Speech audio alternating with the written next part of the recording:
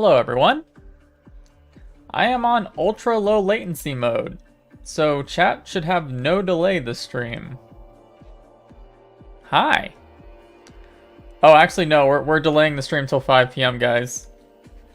Just kidding. Stream is delayed. Encoding issue. What's up, guys? Oh yes, hi. I'm tired. Oh god. So, hello everyone. I hope you all had a very incredible, what was it yesterday? I don't even know what day it was. Monday. I think it was a very interesting day, to say the least. I'm going to straightforward say that my stream yesterday, I did have some expectations, but they were not to what Pimax announced. We're going to talk a lot about this headset because I want to talk about it, obviously, but I also want to talk about some few things before we get into that, because the world does not want me to sleep right now until at least after Facebook Connect. I did not sleep last night. I promise I will sleep a lot tomorrow. But it wasn't even the fact that some interesting stuff was coming out. It was between the excitement of a lot of things that I've been sort of predicting will happen for not just PC VR, but for like what Oculus is working on. And like what Pimax announced, there was a lot of excitement that kept me up last night, thinking a lot. So, anyway, I am not overworking myself, but there are a few things I want to talk about.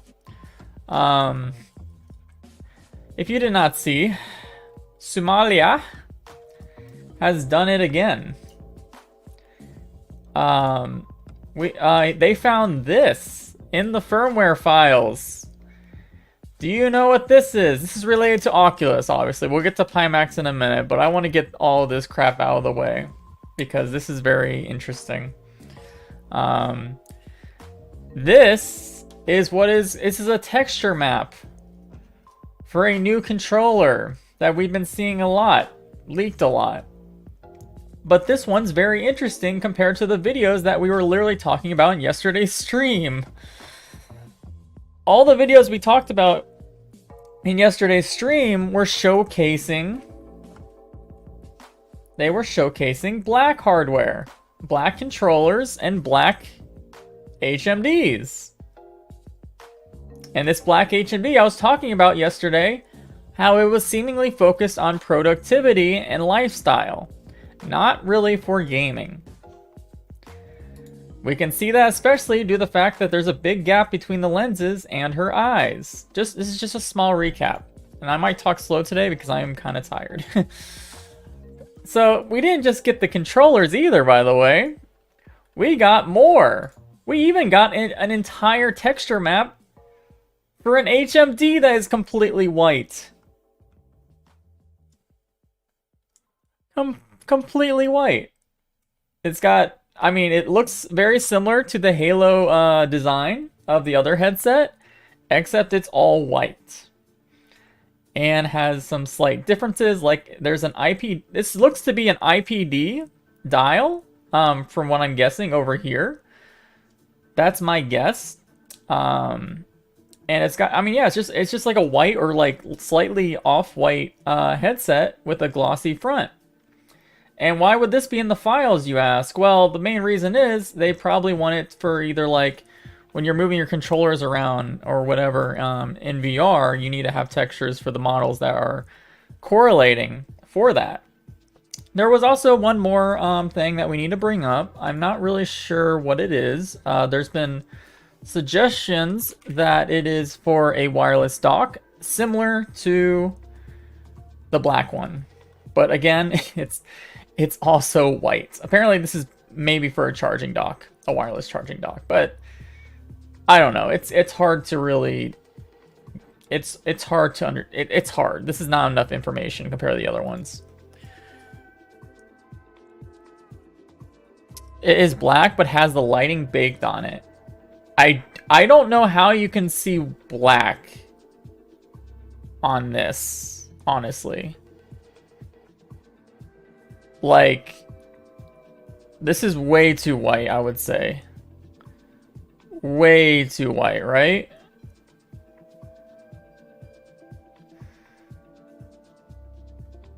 Texture maps can be darkened. Yes, that is true, and I did think about that. But if you darken the texture map, stuff like this white button here, this white button, when that, well, I guess you could have like a UV layer over it to not darken it. But I don't know. I really think, and let me dive into more why I think this is a white controller or gray controller or something.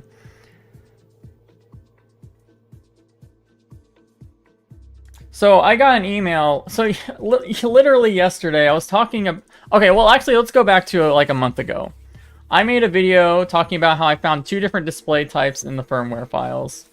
One was the display type that everyone was talking about according to leaks, which was like either a dual layer LCD or like some sort of LCD with local dimming. And that would be per eye displays. But no one was talking about micro OLED that was also in the file. And that actually literally drove me nuts, because it's just crazy that this was swimming around the kernel files and no one was talking about it. Because first of all, these are all displays, by the way, that are either for very far along headsets and prototypes, or like products that were announced. So, for example, the micro OLED. Let's go to that one. Why am I looking? It's somewhere over here. Am I blind? Okay, so this was the micro OLED I talked about in that video, and it was showcasing a resolution of per eye of 2768 by 3000. And then there was the other one that was very similar to the Quest 2's resolution, LCD, but it was one display per eye. So I made the assumption that, hey, maybe Facebook is working on 2 different headsets at once. At the time, I thought it was maybe for gaming focus, but now we see that there's this black headset that is focused on productivity and stuff from those videos. And there's possible there might also be a gaming focused one that would actually have like an enclosed gasket. Because again, if we go back to these videos again, guys, the videos of like, of the design where the lenses are away from the face and there's like a lot of openness between, you don't want that for gaming, especially for VR gaming. That's just more for productivity or like either AR through camera pass through. So, yeah. Is it possible they developed OLED displays but then decided they would cost too much to mass produce? I don't think so, because I know Oculus has been hiring a lot of OLED manufacturer or people from Korea. There was some job listings in Korea for Facebook to get aware and like get some know-how of people who manufacture OLED. And again, guys, Sony is going to produce OLED displays for PSVR 2. I know a lot of people are very skeptical about micro OLED, but the big companies want to move to it. I am very certain of that. Anyway, I'm sorry, I'm very slow. My brain's very slow today. And anyway, after that stream yesterday, there's more I want to talk about with the Oculus stuff. After that stream yesterday where I said that maybe they're working on a gaming headset and like a productivity headset, I got this strange email. I get these emails a lot recently, honestly.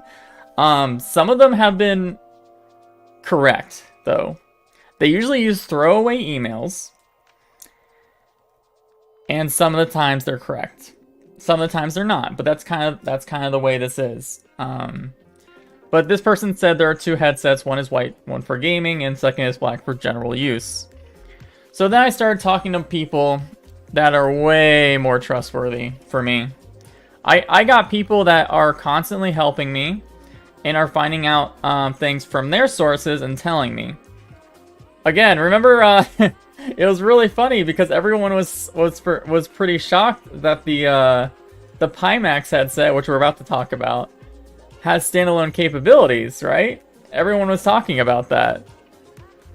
They were so shocked. Well, if we scroll down, I'm pretty happy about this, as you can tell when I find it. Where is it? Where is it? Here we go. On October 19th, I got a lead that Pimax was actually going to release an 8K 210 FOV standalone HMD. Now, this was right and wrong. The FOV was off by 10 degrees. But Pimax did release a standalone HMD, or announce one, I should say announce one. And when it's in standalone mode, it does do 8K. We just didn't know about the full 12K capabilities for PC VR. Yeah. So, you know, I got some pretty good context. And we were talking about these leaks, and they were telling me that they talked to someone that was working actually directly with Oculus. And they were saying we can expect that there are definitely two headsets in the works. One of them could be literally released this year or early next year, which would be a small bump in specifications. I'm guessing this would be the gaming one. I'm not really sure. I just know it's like prosumer or something. But what's mostly interesting is they told me that there was another headset in the works that was for later next year. Further next year than the smaller upgrade one. Will both of these headsets be announced at Connect? I'm not sure, but they seem to be far along for both of these headsets, probably because they're using very similar R&D practices, and that's why they also, if they're possibly C-clipped and C-bright, similar naming schemes, it probably suggests that they're using very similar R&D to do different headsets with different focuses. Standalone 12K? No, the 12K, we're gonna get into Pimax stuff, but I'm just saying, like, a lot of my predictions seem to be true for the, like, honestly, I feel pretty lucky that a lot of my predictions are coming true with the Oculus thing, because I only spent a weekend doing the research for my original Oculus video, so if everything does come out exactly as I said, I'll be very happy, because I got so much crap for even suggesting that Oculus would release two headsets in a span of a year. So I got so much crap, guys. I don't even know. I go on Discords, I see people just behind my back just saying, "Oh, this guy's an idiot for thinking this," or whatever. So we'll see. Anyway, I can see your chat, guys. Sorry. All right. So what do you guys think? XR2 does not support... Okay, we'll get into resolution, guys. We'll get to resolution about Pimax support. Because Pimax resolutions are very different than square per eye resolutions. It's always been that way. I even suggested this, actually, in my my tweet when I was talking about XR2 or standalone Pimax.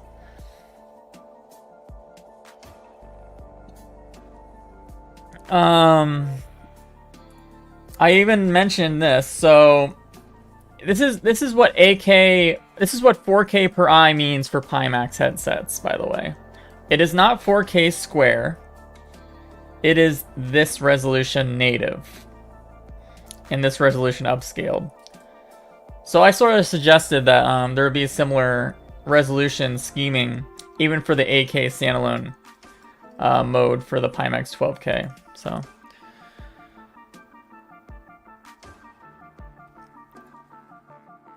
anything new with Deckard? I mentioned a little bit about Deckard in yesterday's stream, but nothing new since yesterday. It's just the issue is, like, normally for TVs this would be the 4K standard, because TVs, they always take the horizontal resolution, and that's what they call it. Like 2160p is 4K mostly. And they're doing the same with 6K per eye. We're gonna go into that very soon. Brad, do you think the Deckard will be still the best prosumer headset? Save that question for later, because I want to talk about my opinions on the Pimax first before we get into that. Looks like everyone just wants to dive right into Pimax. Let's just dive right in. No one cares about the Oculus stuff. We'll find. I mean, it makes sense. We're gonna find out everything on Thursday, which is literally 2 days away, and then I'm going to hibernate after that event because I'm exhausted. All right. So Pimax announced the Reality 12K QLED. We are going to talk about everything related to this HMD.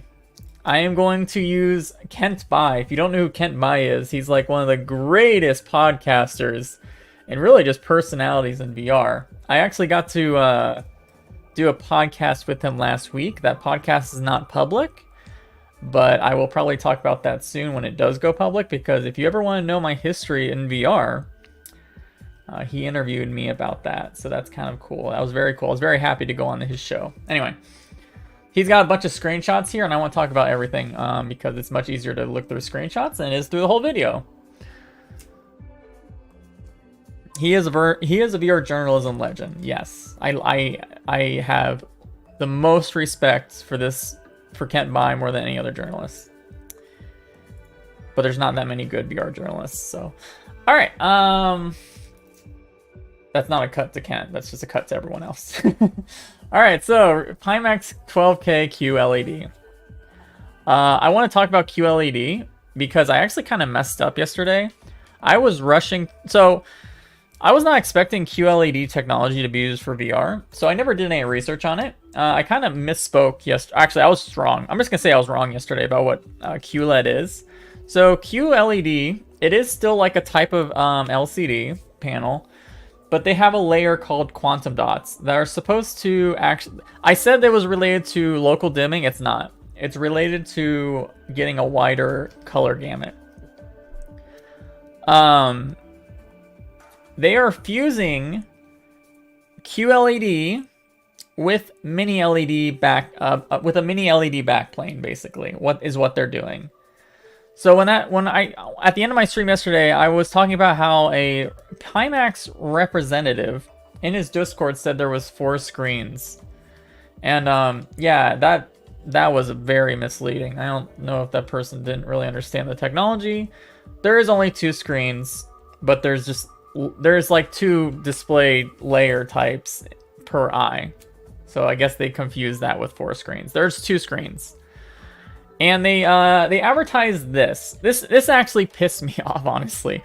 When they started off with this, instead of giving a per eye resolution, that was not a good start for me, I'll be honest. Later on they made up for it, but instead of giving us exact resolutions, they gave us how many subpixels the displays have, because they don't want people to know. But thanks to the fact that I have a bunch of nerds in my Discord, we did the math. We did the math of what the exact resolution will probably be per eye. And here it is. Here's the maths. You can check it if you want later on. So Pimax is continually going with the idea that horizontal resolution means everything. And this is and this is assuming, which I am assuming, because in the video they show a RGB stripe subpixel pattern in their images, and due to that this should be accurate based on the subpixel count. So the actual 12K per eye would be around this resolution per eye for wide panels. If Pimax wants to correct me, I would love it, because I've been trying to ask the exact question per eye, and they are constantly going into streams, and I'm in their Discord asking the question of what the resolution per eye is, and I can't get a straight answer. So we're gonna go with this. We're gonna go with this. Anyway. Yeah. Oh, he did talk about a resolution? 5160 by 3280? Per eye, so this is actually higher than what Swavivor said. Okay, so it's lower than this. That's more like 5K. God, these freaking resolutions, man. What? Oh, Road to VR says 5760. Hold on. Give me a second. This is driving me insane. This is actually, I can't. This is why it's so hard to do this job.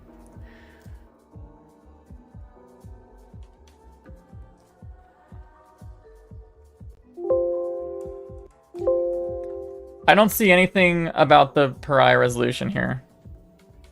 Oh, this is their estimated. Did they do the math, or what is this? I don't know. We did the math. I'm just going with the math for now. Screw it. Upload. Everyone has a different number, dude. Are you kidding me? All right, let's skip the number. Anyway, it's not 6K square per eye. So when you see this resolution and we start talking about rendering tricks to achieve this resolution, it starts to make sense. So let's go on to the next thing. Yeah, so this one was really the big moment, right? When I saw this page, I was like, it begins. I've been talking about the concept of split rendering for a while. I've been saying that multiple headsets are going to use this moniker of split rendering. What actually split rendering means is to be seen. Guy Godin has some good, probably better ideas of it than me. But yeah, I think Valve might be doing their own type of split rendering stuff, but there is some like basic split rendering tasks built into XR2 as a standard. And as we expected, the XR2, even though it will be having standalone capabilities, and right now the current prototype, if you're wondering, you can actually sideload Android games onto this. Right now the prototype has an SD card slot, like to do that, but that's optional. And again, standalone gives you a limited FOV and a limited resolution. But the main purpose really of XR2 for PC VR users is to get all the cool capabilities that Snapdragon has, and also apply wireless, especially reprojection as well. Reprojection as well is interesting. Actually, it's basic wireless, or not. It's not basic. It's talking about using Wi-Fi 6E, which is interesting. It was at first interesting to me that they said Wi-Fi 6E, because XR2 built in does not have Wi-Fi 6E because it has a 6800 chip and that only has Wi-Fi 6. But I talked to Guy Godin and even looked into. I'm about to burp again. Excuse me. I even looked into what the prototype Oculus headset, which also has an XR2 in it. They're using a Broadcom chip added externally to work with the XR2 to get Wi-Fi 6E. So yeah, Wi-Fi 6E is possible with XR2. The most interesting thing to me is the 6 GHz WiGig communicating in this image with this customized PCVR image chip. I really wish they would go more into detail about this chip, because this one is very interesting. I imagine this chip is standard in some way. It makes me wonder if the Deckard, remember the Deckard thermals showed a 4 plus 8 core thermals for CPUs? I wonder if the Deckard is doing something very similar to this. I wonder if something like this exists in the Deckard that has 4 cores, and then they're just plopping in an XR2 with 8 cores instead of waiting for an XR3 like we originally thought. I don't know, but when I see this, that's a possibility. And a really cool thing is, again, this has DisplayPort with a fiber optic cable and a WiGig attachment. Which the WiGig attachment, this was another thing that kind of surprised me a little bit, because I know the XR2 has a WiGig 2 standard built into it. So when I see this image and it's communicating with this customized PCVR engine chip instead of the XR2, I don't know if that's a mistake or what. There's a lot of confusing things for this to me. Can support 6E, yeah. When will XR3 coming? I really do think they are working on like an XR3 personally. I just don't know when it will come out.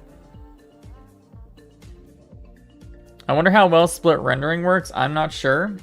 They so actually MRTV had the COO, which he doesn't seem to really, no offense to him, he's more of like he looks to be more of the business side and marketing side, chief operating officer. And he did not seem to know anything about what this split rendering stuff meant, personally. He also didn't know about some other things. He did answer a lot of great questions, but yeah, he did have a little bit of confusing things that he said in that interview. So yeah, they talk about VR 3.0. All right, let's get to FOV.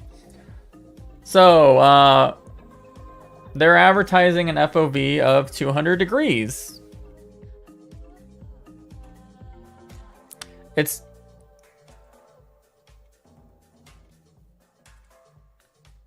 I'm reading chat right now. Hold on.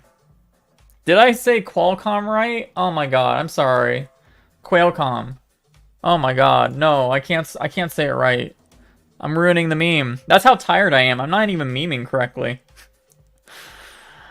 So yeah, Pimax FOV. It's been a very interesting road. We're going to talk about the FOV and my experiences with Pimax FOVs and really just Pimax products in general, because that's a very important factor when you are talking about a headset from Pimax that is like, what, $2,400 or something?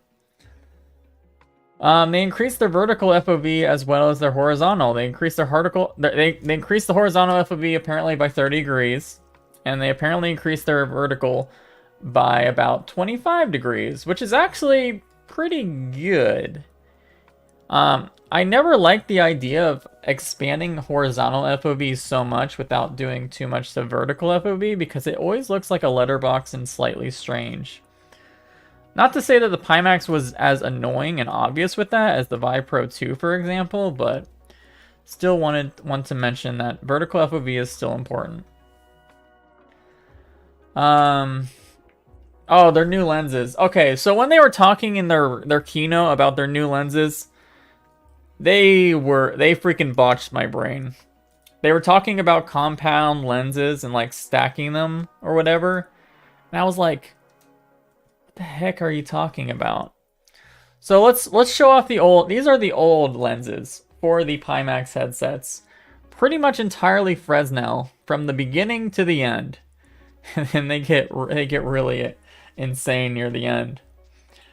The new lens system is very different. This is a good picture. So they're not stacking a spheric onto Fresnel lenses.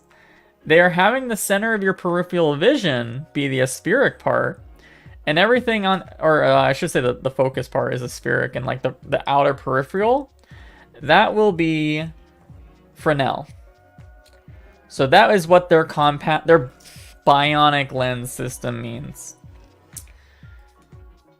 Again, there's so many things when I watch these keynotes and they have these buzzwords for things, and like I always want to know more about the product. Hey BMF, hey everyone. Even Apple graphs are more useful. I wouldn't say that. That's a little too far. That's too far. So yeah, that's how the lenses. They're literally advertising that they got rid of the distortion problem for Pimax. Distortion is a huge problem for Pimax headsets up until now. I was saying up until before yesterday's stream that I was so sensitive to all the distortions for Pimax headsets that I could not enjoy them for any period of time. And that's just distortions from the lens system and the displays and everything that I had in them. That doesn't even account for the fact that a lot of VR games I tried with Pimax headsets would also have issues with the culling of games that were not correctly supporting that that huge FOV. You would see, especially like basically everything the very far your peripheral vision, like trees would disappear, for example. That's like the best example, and you would still see that. And that kind of drove me nuts too. That is a software problem though, not a hardware problem. Am I going to try to get a review unit? Of course. Actually, I am really excited because I'm actually probably going to CES in January, and they are going to have this product literally shown off at CES in January. It'll be my first CES. I'm hoping I'm getting a media pass. That means I can go on media day where it's not so busy and try as much VR as I can. And ask many questions to many smart people in the industry. That is more valuable to me. I want to go up to, not even just VR companies, I want to go up to display companies and ask them questions so I can totally understand more of what's going on.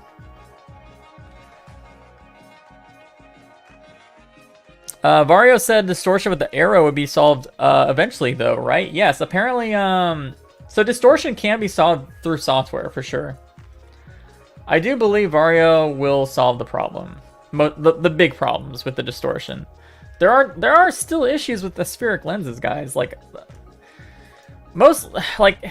this graph actually does show it pretty well. Companies go with different lens systems for their different use cases because they do have benefits, and at least for these two types of lenses, they have benefits and they have cons, right? I don't like these graphs though. I don't like these. I don't like this like at all. I don't really like this gold part, but I like the rest of these graphs. Another thing that's really good for removing distortion and artifacting is having super bright displays, as from what I understand. The brighter the displays, the less artifacting you're going to have on displays. So that's very important, and that's a big reason why that micro OLED. Actually, let's hold off on that. Let's hold off on that topic a little bit. So yeah, a little more. They also have a patented anti-distortion algorithm, software-wise, to also help whatever is left of their quote-unquote zero distortion lens system or whatever. We will see. Again, it's one of those things. I'm glad they're not taking pre-orders, by the way. They are not taking any money for this product right now. That is a very good sign to me, because I think the biggest issues with Pimax is they always like promise big things. They take people's money, and then the people that paid money, they don't hear back for a while. So that instills a little bit more confidence in their company, but not much. It's a fictional product? I actually don't think it's a fictional product. Wait, we're going to discuss everything I talk about at the end, guys. And we can talk about whether this product exists or whether it can be mass-produced. We could talk all about that at the end, because there's still some stuff that Pimax is trying. So they marketed all these features yesterday, but not every feature is going to be in the base model. I think we're about to actually talk about that pretty soon.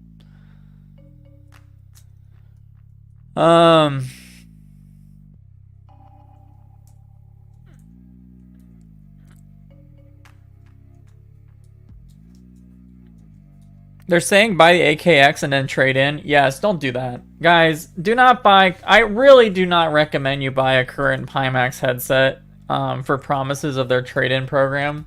Especially yesterday, the CEO even said they don't really have a logistical plan for how that's going to work. And that didn't really instill much confidence into me. But like in general, don't buy a current gen Pimax headset that still has a lot of problems with distortion.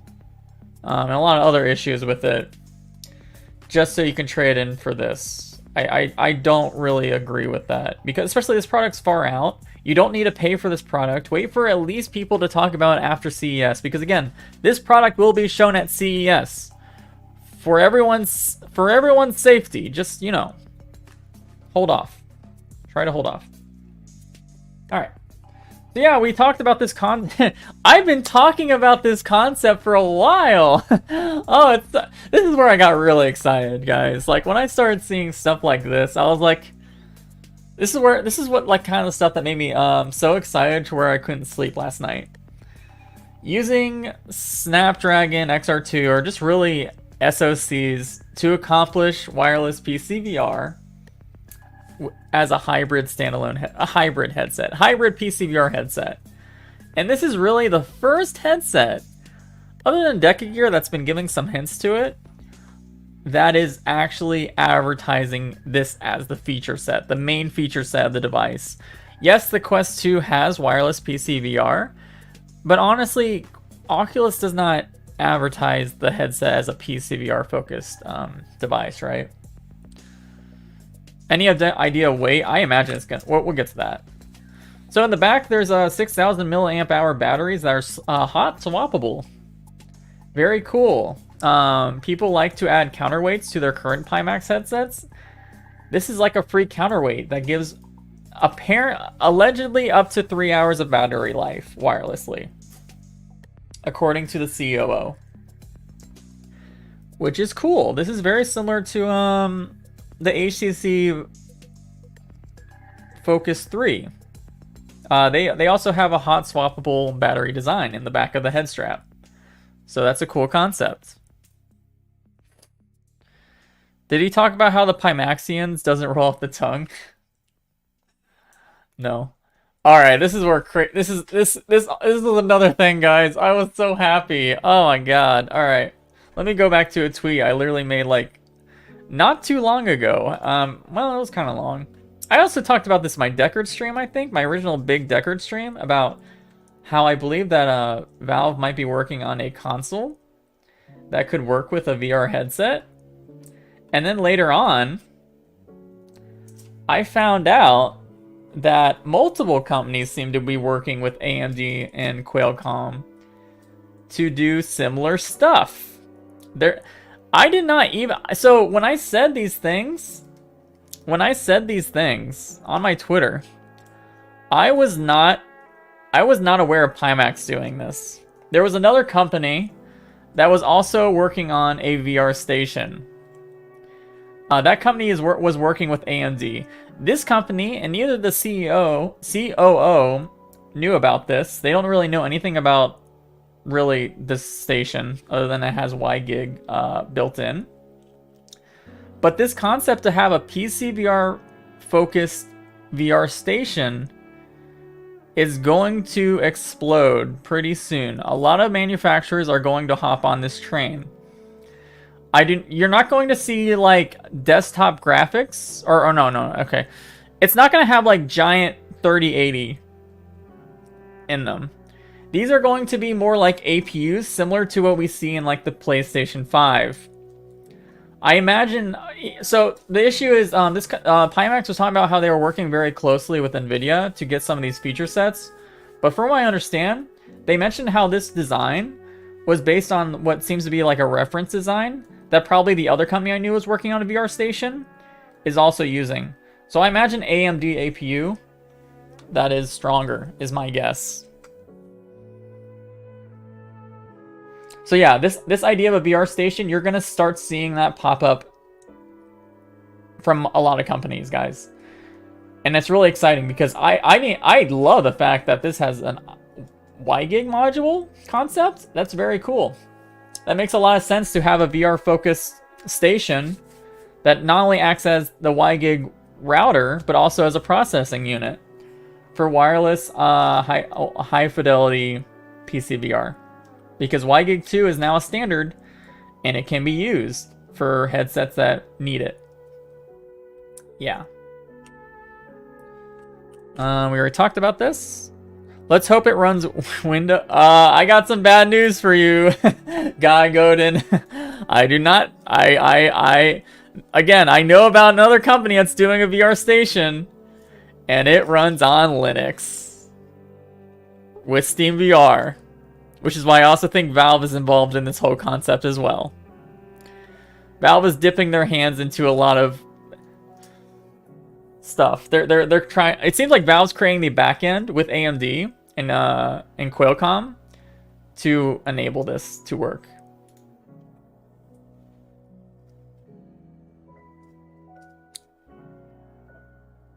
It makes perfect sense as a Steam Machine 2.0. Yes, it does. This is literally the dream for Valve. They were trying to get this like going early on, but it'll probably catch on better now that they have Proton as a concept. The reason why the Steam machines failed is because developers literally had to create native builds of their games for Linux way back when, and also Valve was not creating their own hardware, and all the OEMs that they partnered with were making really expensive Steam machines that made no sense to buy compared to a normal PC.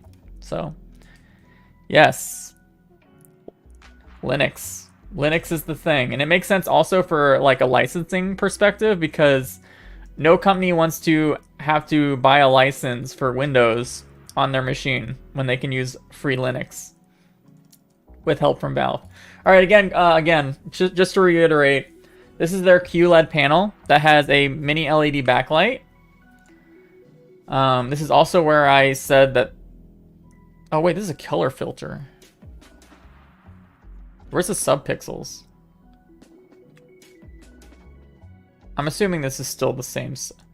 The math might be wrong. I'm not sure.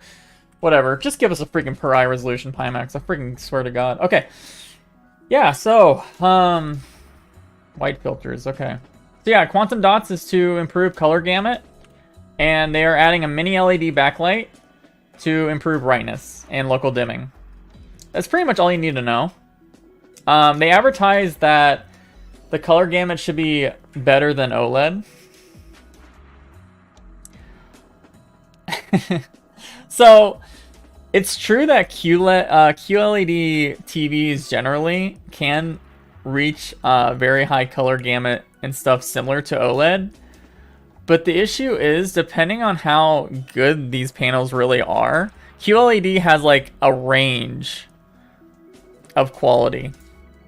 Like more expensive QLED TVs have very good colors, very good brightness and everything. But the low end of QLED is nowhere near as good as OLED. OLED usually has a very high color gamut no matter what tier you're at.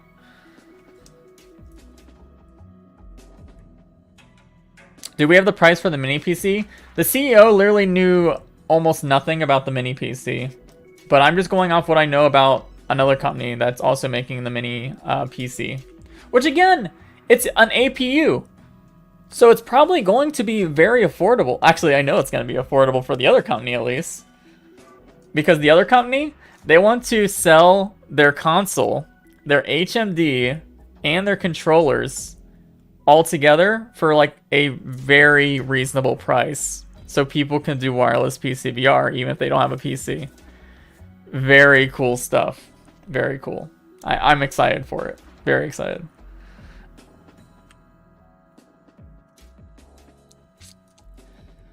All right. This is pixels per inch. So I mean, again, this is high resolution displays. Apparently they're reaching this PPD. I don't have much to say about that. So apparently, they already released this SDK with even including the FOV adjustment.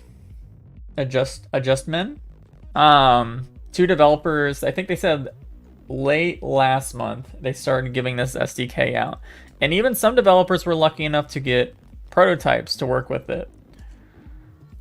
I really hope we hear more about that. There's probably NDAs though, but I would really like to hear some more about this SDK and how easy it is to work with. Really, a lot of the technologies they're using this headsets are actually not crazy technologies. A lot of them are just... Actually, we'll get to that in a little bit. We'll get to that in a little bit. If you just bought the VR station, not the headset itself, are you still a Pimaxian? Probably. Alright, so here's where things, I think, got misstrued. And it was due to the fact that they threw so many features at you at once that people were not really questioning, what does the base Pimax 12K have on it? Well, we can literally look at all these modules and take everything off from the entire package. That includes face tracking, by the way. These are all modules that Pimax will seemingly make and sell as additions, but none of these will be included in the package. So when I see how much, I already forgot how much this costs. Well, like 2,400 USD, and they have eye tracking and with like IPD adjustment and everything, and like all this other stuff. That seems likely. They're not giving all this stuff in that $2,400 package. Tons of VR games assume you have a Vive when the game uses OpenVR. Yeah, And they mentioned that they're working on or at least trying to get OpenXR support. I'm sure they're way more than trying to get OpenXR support. You do not release a product late 2022 without OpenXR support. That's like literally asking for no support of anything. That makes more sense? Yes, it does. They didn't really go into that, and no one asked these questions. Like, it killed me. Like, they have these questions that are obviously, these are obviously attachment modules that you can add for prices. This is a modular headset. They didn't speak anything of the pass-through camera and AR. That is a special cover. They did talk, the CEO did talk about the functionality, at least built into Snapdragon, of a Guardian system. He said that's just proprietary to, or not proprietary, but that's just a reference software part of the Qualcomm. So OpenXR is for standalone though, and not the PC side. But don't you think, Guy Godin, that they should implement it for both sides? But I guess that's relying on SteamVR. I don't know. I'm not sure how that works. I'm not an OpenXR. I have someone in my Discord that literally works on the OpenXR stuff all the time, and I always ask him those questions because it's so hard to know everything. I look smart on these streams, guys, but like I am the culmination of a bunch of people working together, helping me out, helping me learn as much as I can to improve this stupid brain. And I'm very thankful for everyone that helps me. So they're also announcing their own store, a Pimax store. They showed off Everslaw as one of the titles. That's cool, I guess. I will still use Steam. Auto IPD adjustment. So again, it says Tobii eye tracking built in, and also has auto IP adjustment built in to every 12K headset. This is just a standard feature. Will this work correctly? I guarantee. I guarantee. I talked to some people about the concept of auto IPD adjustment, and they said that the motors to actually get the adjustment working is not actually that expensive. And Tobii eye tracking, here's my Vive. I have a Vive Pro Eye that's had Tobii eye tracking since 2018 or 2019? And it measures your IPD already. The concept of measuring your IPD with eye tracking is not new, and all it needs to do is take that information that Tobii's already gathering from your IPD and just auto adjust. So, yeah.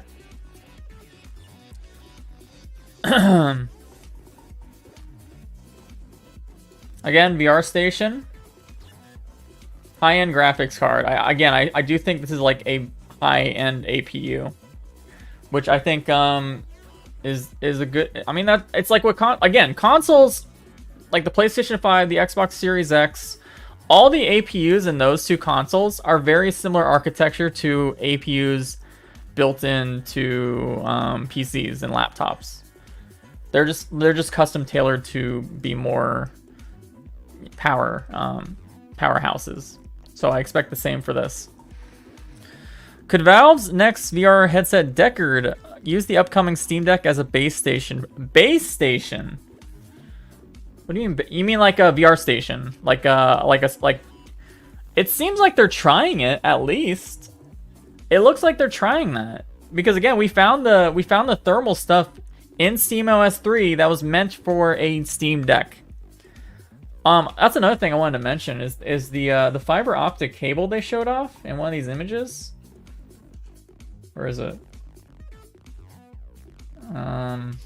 This looks like USB-C. Doesn't that look like USB-C right here? This fiber optic cable. It looks like USB-C to me. And there's only a USB-C port on the Steam Deck. So it wouldn't surprise me if that would be similar on the Deckard for stuff like that. There was also another thing that I'm trying to find. It might not be here.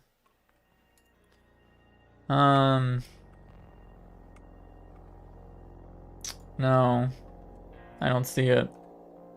So apparently the WiGig module attaches to the headset via a was something like a proprietary WiGig connection. I don't have a picture of that. Oh,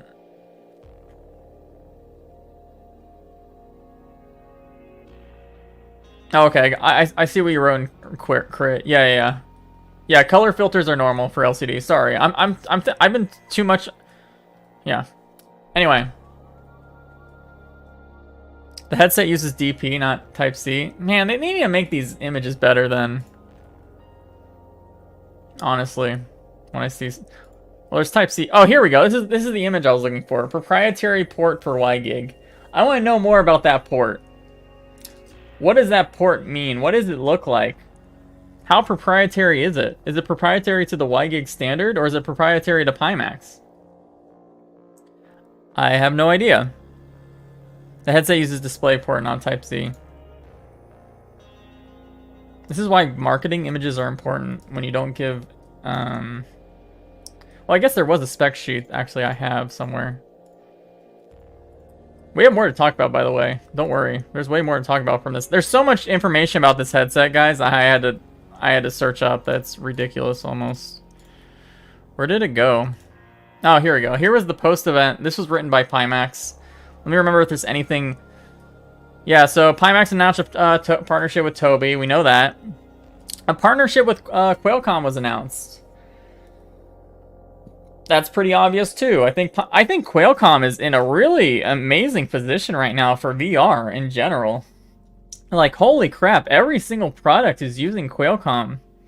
If you know a lot, if you work a lot with the Qualcomm standards in general, and like especially software, like Guy Godin, you're a very happy customer right now because everyone's using Qualcomm.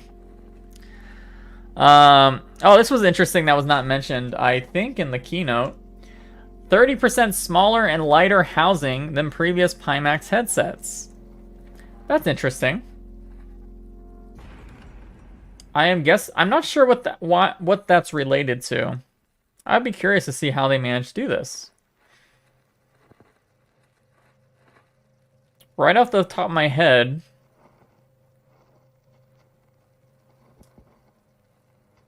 yeah, I don't know. I still think it's gonna be kind of a heavy headset compared to a lot of the smaller form factor stuff we're seeing. But that's what's kind of good about Pimax is they're doing their own thing. No one else is going to release a headset like Pimax, like this, with the focus on just ridiculous FOVs like that. No one else is going to do that. So it's good to have the option of this.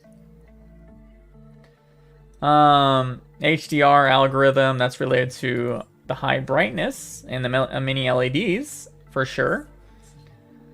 Yes. Adjustable eye relief. So eye relief means how far away you can put the headset close up to your face or far away, if you're curious about that.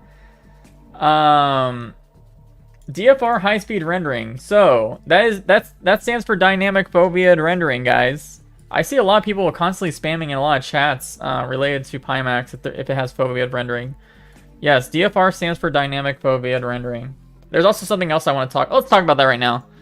Apparently, according to the CEO, this functionality is also supported with the headset. I actually brought this up. Guy, I don't know if you're still here, Guy Godin. Remember I showed this off a little bit ago? Alright, I sent it to you and asked for your opinion on it. Yeah, apparently this technology where they use eye tracking to sort of... Oh, okay, virtual desktop doesn't use quick. Okay, gotcha. Alright, cool. Thank you. Sorry, I shouldn't have assumed that. Anyway. Yeah. So this is mostly for, I believe, oh, what was it? I think it was allowing eye tracking to improve the wireless compression and decompression over the signal, which is a neat technology. I think that's what it was. Apparently this functionality is supported with the Pimax Tobii eye tracking, which makes sense because they were showing this off earlier this year.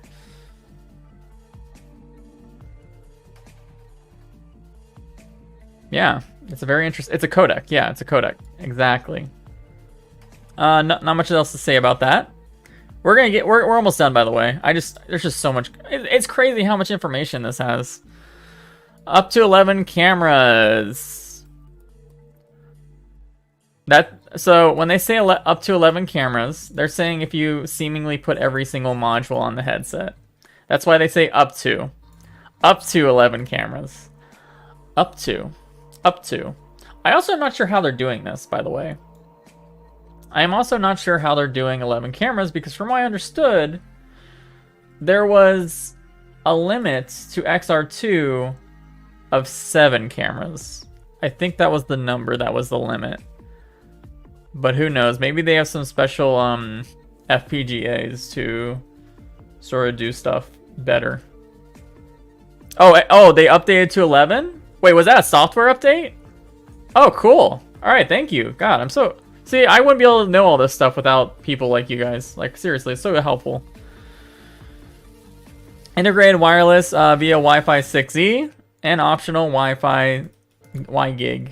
They don't say WiGig 2, but if they're using WiGig 1 after the WiGig 2 standard was finally, like, completely done, like, the Qualcomm has the WiGig 2 standard available too in it. And this headset's not coming until apparently quarter 4 of next year. It would be ridiculous to use WiGig 1 in my opinion. So, yes. Split rendering capability. See, they keep saying this word, but the guy yesterday had no idea what that meant, or did not acknowledge its existence. So I'm not going to talk about it. All right, a few more things I wanted to talk about. So how is Pimax doing all this stuff? Well, last year, it's actually funny because I was talking about this event. Remember this event? I brought it up saying that I got my lead about Snapdragon having standalone capabilities from a friend who lives in China and went to this year's conference and went to the Pimax booth, and that's where they told him standalone Pimax headset. They literally told him, the Pimax reps, which turned out to be true.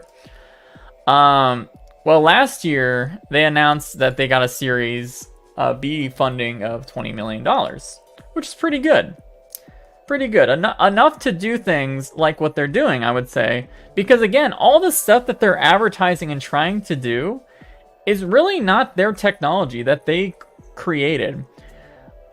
Most of the stuff that they create are like their weird display design, their lenses and stuff.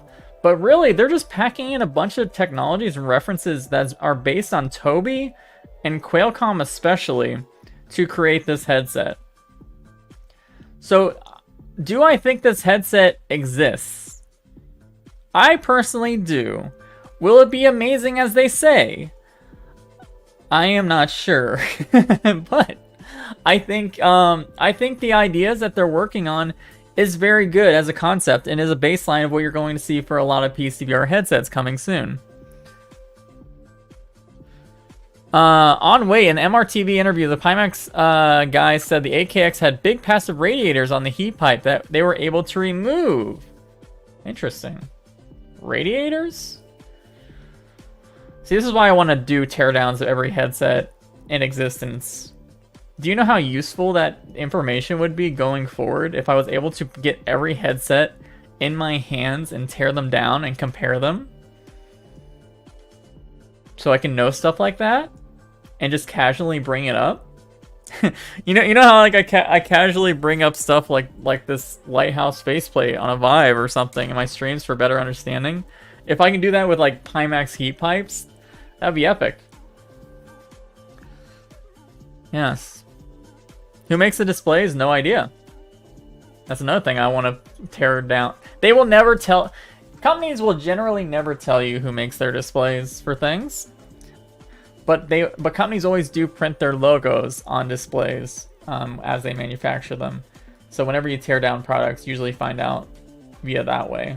Or if you get a source or like an obvious hint from a supply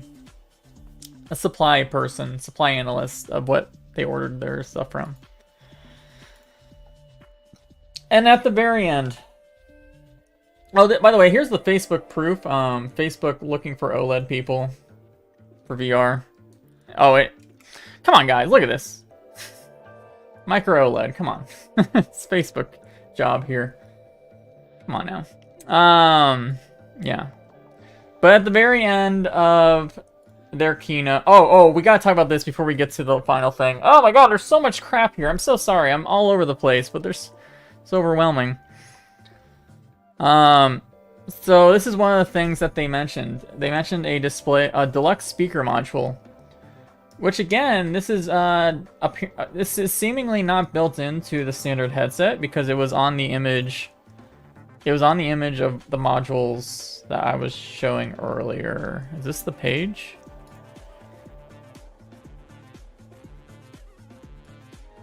Deluxe speaker, right here. Deluxe speaker. But I do want to talk about the speaker a little bit. It is made with Tectonic. Tectonic is the people who supply parts for the Index over-ear headphones, actually. So that is interesting. However, Valve does a lot of their audio magic with their very brilliant sound engineers. But they are using some cool stuff with DTS and the Qualcomm codec. So, and the reason I wanted to bring this up, other than like comparing it to the fact that the parts manufacturer is from the same parts manufacturer from Valve speakers, I just wanted to bring this patent up that was filed in 2020, last year, on April 23rd, where they only patented the design of the headphones by themselves. So I was curious if Valve was looking into actually, not just for HP Reverb that's built into the head strap, but also selling to OEMs a modular headphone. Because this is not the first headphone patent, obviously, because the Index came out in 2019 and has headphones built in. But it's an interesting little thing I wanted to bring up because it's just an update from those.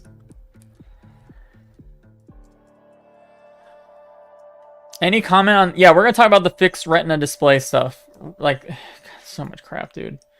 DTS is also partner with Tectonic. This stuff is licensed by DTS. Kind of like a competitor to Dolby Theater System. Give you an idea.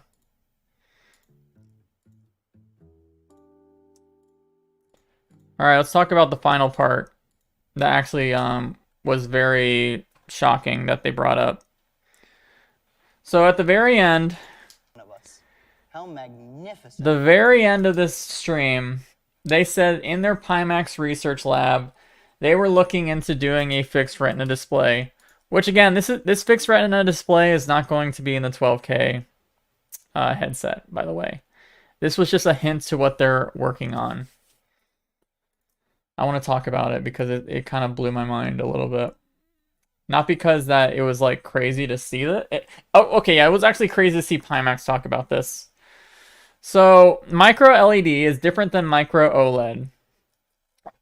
And micro LED is very different from mini LED, which is freaking ridiculous to explain. So, mini LED is closer to LCD. And LCD require backlights. They're not self-emitting pixels. OLED, micro OLED, and micro LED, they are all self-emitting. However, with micro LED, people have not been able to correctly create micro LED subpixels for like a display yet, at least at great yields. However, we're seeing some interesting ideas because they're able to make monochrome micro LED displays at super high brightness, and whenever micro LEDs do mature to the point that they're useful, they will be cheaper to produce in mass than even micro OLED. We just don't know when. Even Facebook is very interested in micro LED, especially because this will be very beneficial for AR. To the point where literally Facebook signed a deal with a company called Plessey to literally say, "Hey Plessey, we own your manufacturing line and your R&D for micro LED." So it is important to the VR industry. It's just a little bit far off. So that's what micro LED is. But what I wanted to compare it to, their little image here. Hold on a second. Oh, did I lose track of it? Oh, here it is. Okay. So here's another company, a Chinese company that's advertising a micro LED for smart glasses. And I saw this image that Pimax was using. That's loud, I'm sorry. And I saw a lot of similarities between this and that. Ah, frick. Especially here. Hold up. I really screwed that up. Hold up. So this is the Pimax stream up here about their micro LED technology, and this is the TCL Thunderbird micro LED smart glasses.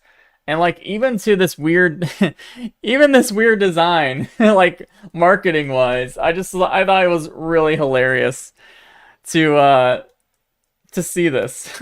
Like I was like, oh my god, literally same marketing. But it is different because these are rounded and these are more square. And I do gotta give them credit that they're 3D. Like this is circular, this is cube or whatever. But yeah, micro LED. I don't expect that anytime soon for VR purposes, due to the fact that there's still a lot of complications. And that's why I've been saying micro OLED would probably come out first for VR, especially because even micro OLED does have issues with yielding. It's nowhere near as problematic or nowhere near as immature as micro LED. So yeah, that's it. All right, I'm so sorry. That was so long. How long have I been chat? God, 1 hour and 7 minutes to explain everything I think about Pimax. So I'm gonna give my opinions again. Pimax is showcasing this in January at CES. I will do my best to try it. I'm really interested in trying it. Especially knowing, after diving into all the technology and what's possible, I do think a lot of it is possible. Because, again, Pimax is using a lot of stuff that is really set forth by other companies. And really the base product, the 12K product, doesn't have every feature that they announced yesterday built in. Yes. Alright. Why am I not on live chat, by the way? Here we go. Nothing new about Valve Decker. What's my opinion on the Vario Aero? The Vario Aero will actually be shipping soon, but I am not buying one because it's still too expensive for what they're offering for me. I don't think it's worth the price for me. I think it's worth the price especially for small businesses or people that are literally training to become pilots. Or even small business flight simulator companies or what, like training schools or whatever. I just they say they're consumer with the Vario Aero, but I don't really see consumer yet. What do you think about the full body tracking? So I'm very skeptical of the concept of placing cameras pointing down for full body tracking on headsets. But there has been so much research done for that functionality. I've seen a lot of research papers talking about it. Research papers even funded and like done by Facebook. So it wouldn't surprise me if the functionality is possible. I just don't know how good it is. There's been some rumors saying that we might see this functionality at Connect, or at least prototyped at Connect. But I don't know. I think it's possible. I think the biggest issue with it, especially, is I imagine it won't work for all body types. This full body tracking that's on the headset pointed down. I imagine there will be some issues with occlusion for some users. But I don't know. Maybe they don't need to see every part of your body all the time. Maybe they can do some cool prediction stuff. Vario Aero does not support Linux yet. Yeah. Yesterday, by the way, we were talking. I did bring up a job listing talking about how Vario is even looking into integrating SoCs, probably similar to what Pimax is doing and other companies are doing to achieve wireless PCVR. I feel like they would have to put a camera at the the bank of the headset as well to get better tracking. Yeah, I just think it's I don't know. Whereas I thought the idea, I talked about yesterday, the idea that maybe Facebook will acquire full body tracking functionality with the cameras on the controllers. Like, what if you can place the cameras on the controllers down in a certain positioning that's told to you by your headset where to place them for optimal purposes, and then those cameras point at your body, which you're using hand tracking for your own purposes, and then it does full body tracking that way. I don't know if that's really a thing, but it seems like it's more plausible to me. Runtimes don't support Linux has nothing to do with headset manufacturers. Well, I think it's like, yeah. Only Valve heads, or even, only Valve headsets and Valve Touch support Linux, really, right now. That's really it. Which is why it's interesting that we're seeing these VR machines or VR consoles that seemingly run Linux with these new headsets that haven't had a history of running on Linux before.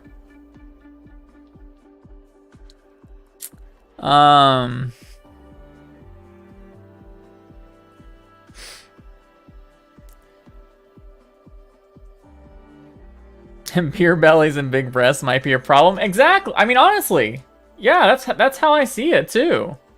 Especially since form factors other than Pimax, which is not, they're kind of the opposite of my prediction of what where form factors are going. But in my opinion, most headsets are trying to achieve smaller form factors for the most part. And as you slim things down, that even adds more chances for occlusion for this idea of full body tracking sensors or cameras on the headset. So, yeah.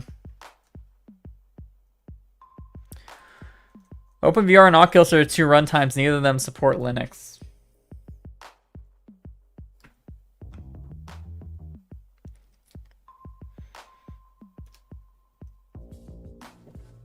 All right. Dude, is there anything else we should talk about, guys? Like, keep them coming. This is like this is back and forth discussion about this product. What do you think? Like, seriously, what do you think about it after what we've gone over? What's your opinion? Honestly, I'm like quite serious. Oh, another thing I want to mention: the reality. This is a series of headsets. And they meant, and the representative from Pimax said that this is the flagship series, but it's very likely that they might release cheaper or smaller spec headsets with this idea, this concept. We'll see though. We'll see. The full body tracking just can't be good. Like, no way I can see a. Yeah, I mean, yeah. I always will stand by the fact that having some sort of IMUs as a baseline for full body tracking seems to be like it would be the best case scenario. But I don't know, camera-based tracking is becoming very popular for full body. I've covered some systems before related to that.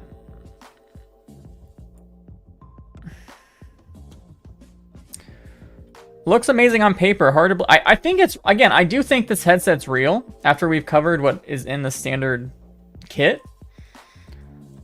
I'm just not sure if they really did solve all the issues with distortion and a lot of other things. That literally is reserved for when people first get to try it. People like me. And you know, I'm very I heard a rumor that there was I don't know if this was true, but there was a rumor that they were hoping to get me to try it, especially, which that's pretty surprising because I'm pretty harsh on VR hardware. I'm not okay.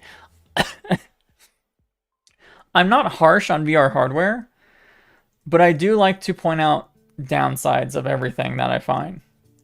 Because the baseline for me when I review VR hardware, I put on the headset, I try to play an hour of whatever I'm doing.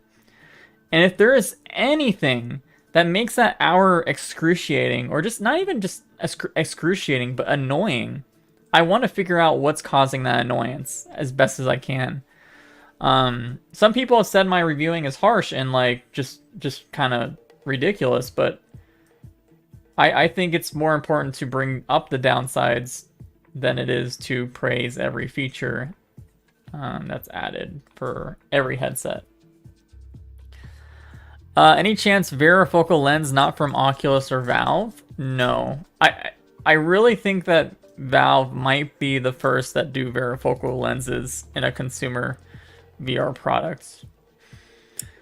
Maybe even Apple. I don't know if Apple is going in for that as well, but there's a lot of patents related to varifocal for an Apple headset. I still do think Oculus is working on varifocal, by the way. It's just, it kind of was put on the back burner because you need, I mean, just like how this headset has a standalone chip inside, they're using it to achieve better functionality and better stuff for PC VR. Whereas Oculus's strategy right now is standalone only. And you can only do so much with just an SoC and focused only on the SoC.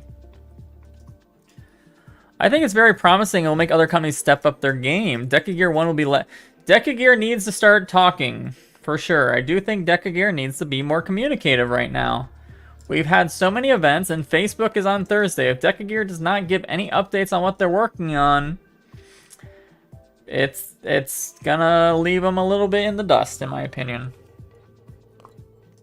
Especially since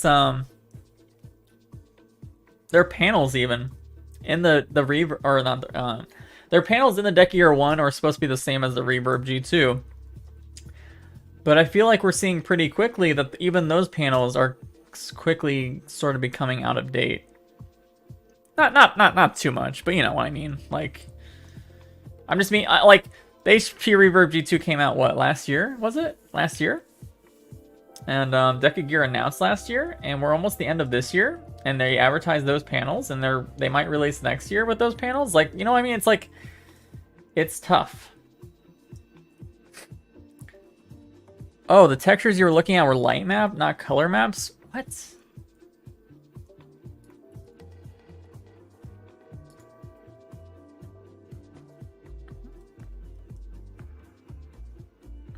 that really how it works?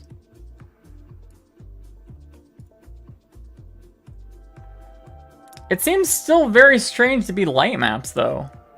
To me. I don't know. I could be wrong about it.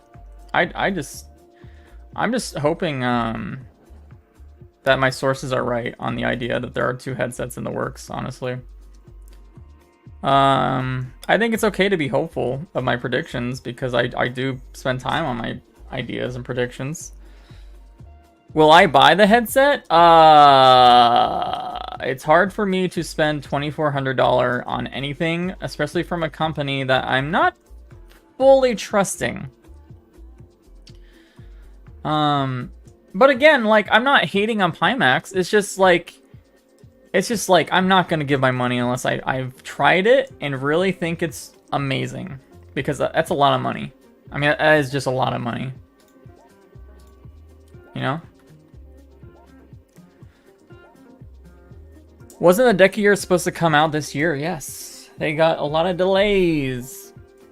A lot of delays.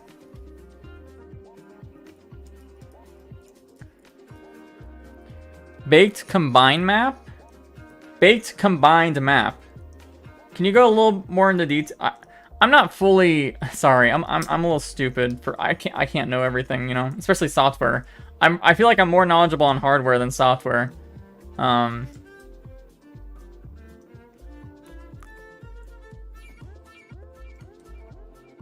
Oh, frick.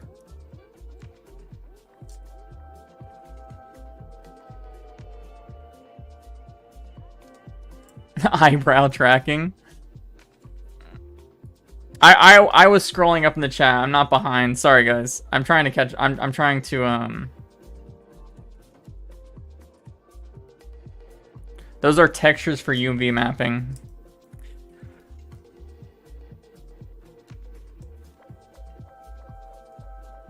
Quest 2 textures to render the controllers look exactly like those, by the way. Wait, really? Wait, but these have like cameras on them and like... I don't know, I guess we're just gonna see at this point. It's unfortunate that none of us know what we're talking about. Even Upload VR posted the article, right? Yeah.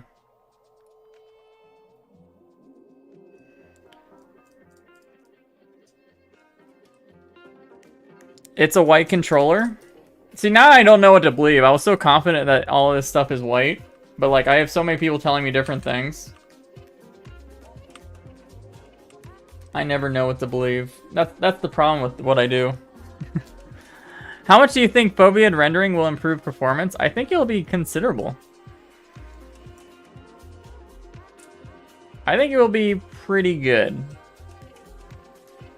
The only problem, the only thing I worry about with eye tracking and dynamic foveated rendering, especially when I see stuff like Toby, is no one's... I don't know if everyone's going to be using the same standard for eye tracking. Are they going to use an OpenXR standard, or are they just going to continue using their proprietary stuff? I don't like the idea of that.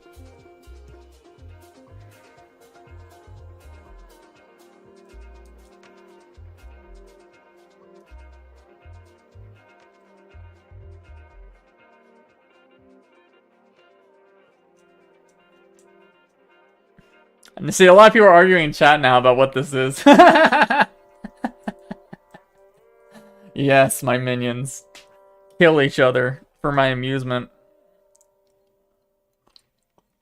How will the public react to dynamic foveated rendering?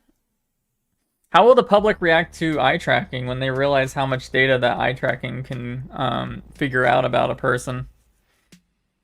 They probably won't care, because they'll be like, oh, my resolution go burr.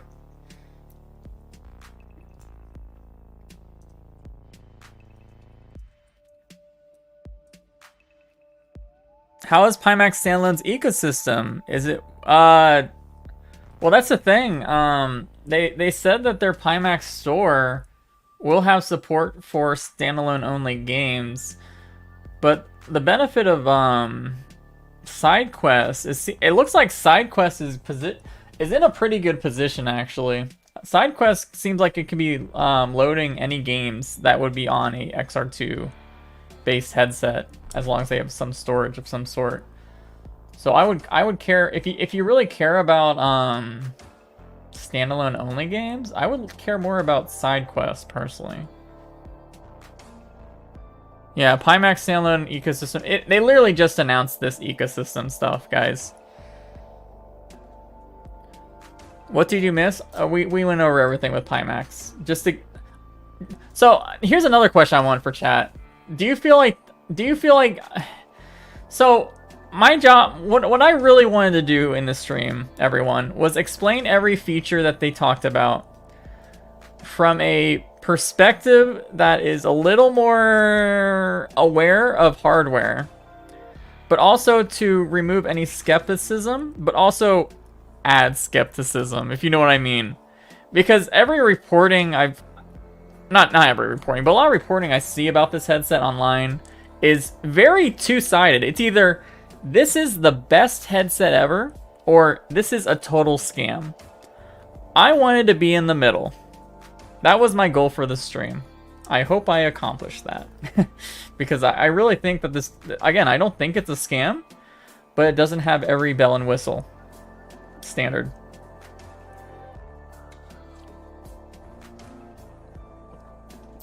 I want to see what Loon said. Here's what bugs me. Please FSR and DLSS on the compositor step. Do not make it up to... Yeah, so I think the issue right now is I think we will see some really great upscaling technologies applied to VR hardware, especially as they're introducing SoCs. And I think that will probably be a lot better than us using FSR and DLSS in a lot of ways. Maybe they can do both at once, but I think upscaling technology is very valuable for VR. And Guy Godin also agrees with that. I don't know, I say the words Guy Godin a lot. You might notice that pattern. I have a lot of respect for Guy Godin. I'm very thankful whenever he gives his input, by the way. Support virtual desktop.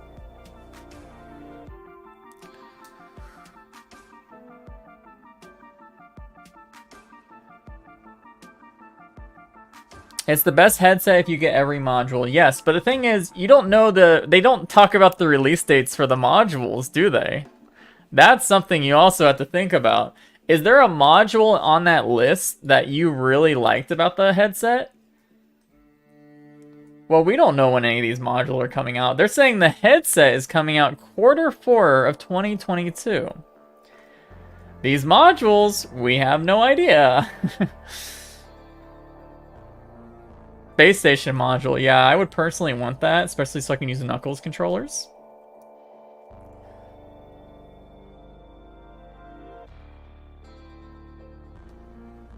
Centimeter? There are companies that are constantly trying to work on centimeters, actually. That is not a surprise to me. They're always trying to work on it. I think they're mostly garbage, though, honestly. They're so bad.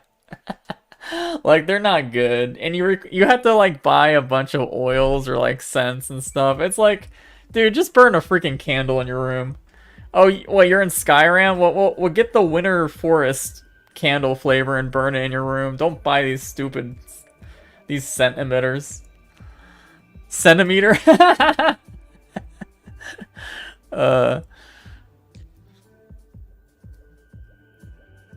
Wait, how do I pronounce that? Gui? Gui? Gui? Oh god. I'm sorry. Oh god. I'm sorry. OBR has a nice centimeter? Really? Interesting. It's really only specific for experiences. Yeah. I mean, I work with Thrill, right? He got a special centimeter sent to him. And with the centimeter, it came with a bunch of oils. When he opened when the box was opened, oils everywhere. They like exploded during transit or whatever, and it even like corroded, seemingly corroded the circuit board on the actual emitter. So it's like, you know, I don't know. I don't think stuff like that are gonna be useful. Gee Godin? I'm sorry. I'm sorry. Man, I really sorry. Did they even manage to ship people's eye tracking modules and deluxe head straps? I don't know, because I've not actually owned a Pimax product. I've only tried them for experienced amounts of times to get an opinion of them. I've never had to deal with the stress of being a Pimaxian myself. So I'm not sure.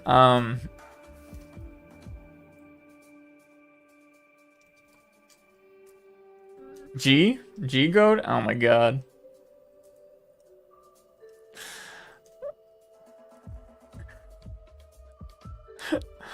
Dude, you can't expect me to say you hear how I say Quailcomm? You people. I have yeah.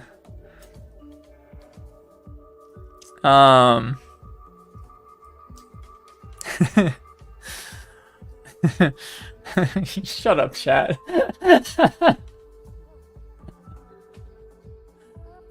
Oh, you guys are actually killing me here. Oh my god. Quail Godin. Oh shoot, dude. Oh my god. They shipped the backer box with the deluxe head strap. Okay.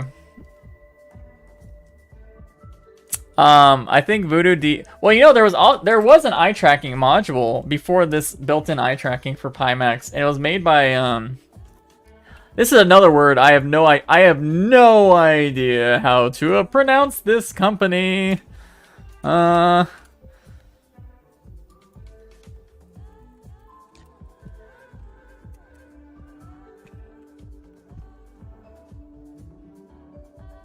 Seven Sun? Is this it? Yeah, the Seven Sun eye tracking module. Expensive and pretty garbage from what I understand. I heard it has like a 30 hertz refresh rate. This is also the company that Vive has been pushing for their eye tracking. HTC Vive. That is garbage. That is literally useless. You can't use an eye tracking module for that, especially for dynamic foveated rendering. Actually useless. Would you buy Valve Index 2 for $1,500? If it has everything I think it does, which I've been saying, I would actually spend $2,000 for the Valve, the Deckard. Like if it actually has micro OLED at 4K per eye and like varifocal and wireless, those three things alone, I would shell out $2,000 easily for that functionality.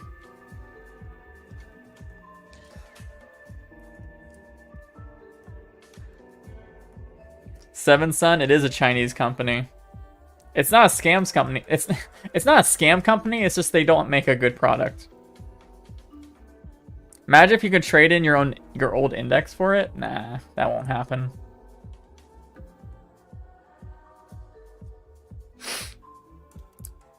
Earlier you said the Pimax console wouldn't be good as desktop VR. But what desktop setup are you talking about? Well, I guess mine. So the CEO yesterday was asked about the console, the Pimax console, and even though he knew very little about it, he said that their specs were supposedly as powerful as a 2080. I think he said an NVIDIA 2080. So yeah, if that's true, that's pretty good, for sure. Was it 2070? I thought you said 2080. It was like 2070 or 2080. One of those.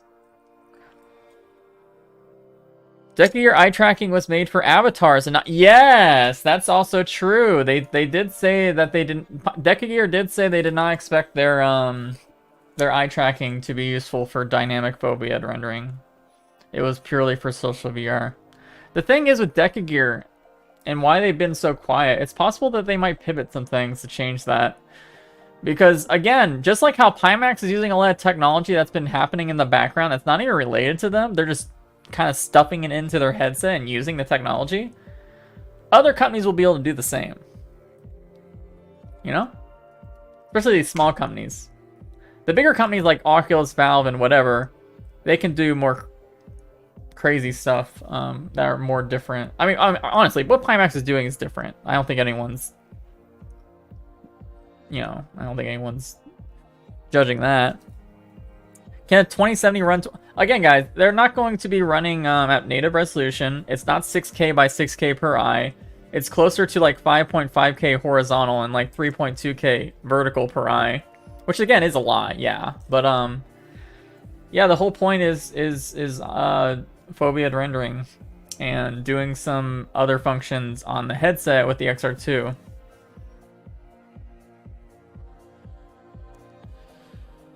I don't see their console selling.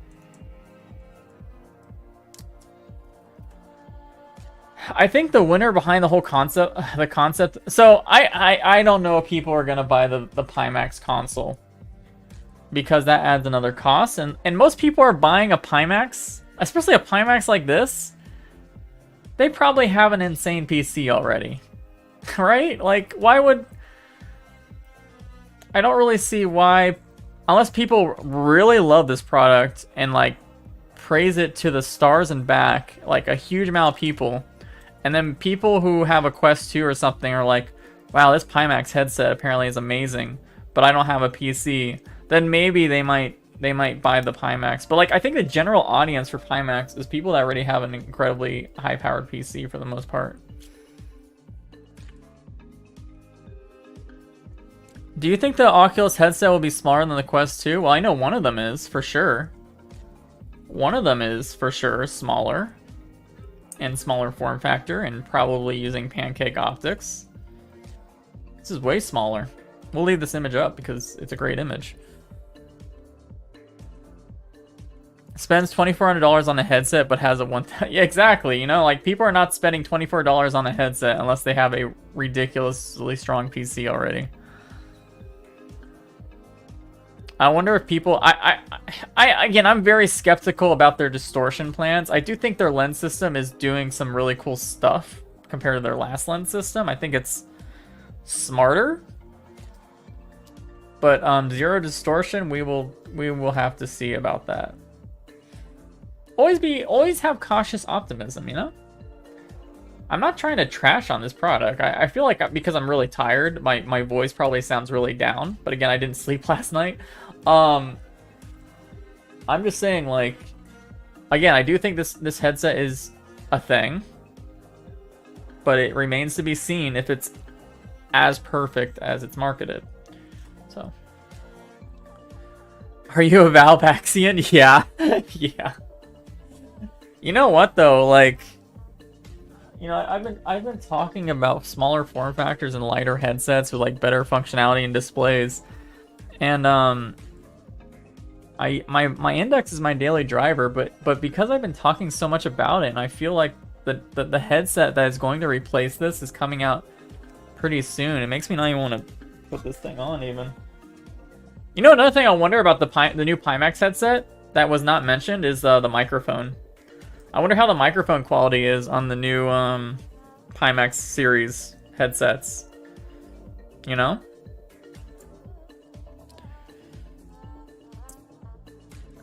Does this headset need a Nvidia card like the Vario?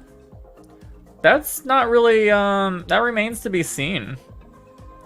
I was kind of worried about that because they did work with Nvidia to do at least their wireless stuff. The COO said that they're using Cloud XR baseline for their wireless PCVR right now. They said right now. They said that'll probably change in the future. But that doesn't really bode well when I hear stuff like that. But they didn't say anything. Valve seriously needs wireless. Again, this concept of using XR2 as a wireless thing, this is what Valve is doing too, for sure. This is what Valve is doing. This is literally a hint to what I've been saying that Valve has been like trying to do for their own headset. And it's not just Valve either. They have 3 microphones? Really? 3 microphones. I hope it's good. Especially, actually, the microphones in this headset need to be good. They absolutely need to be good. You are selling a product that has eye tracking and possibly body tracking and face tracking modules to add on later. If you have a bad microphone on a device that would be very good for social VR, then don't even release these. Like, honestly. 3 noise canceling microphones. That sounds, I hope it, that sounds good to me. That sounds like it bodes well, honestly. I really hope so.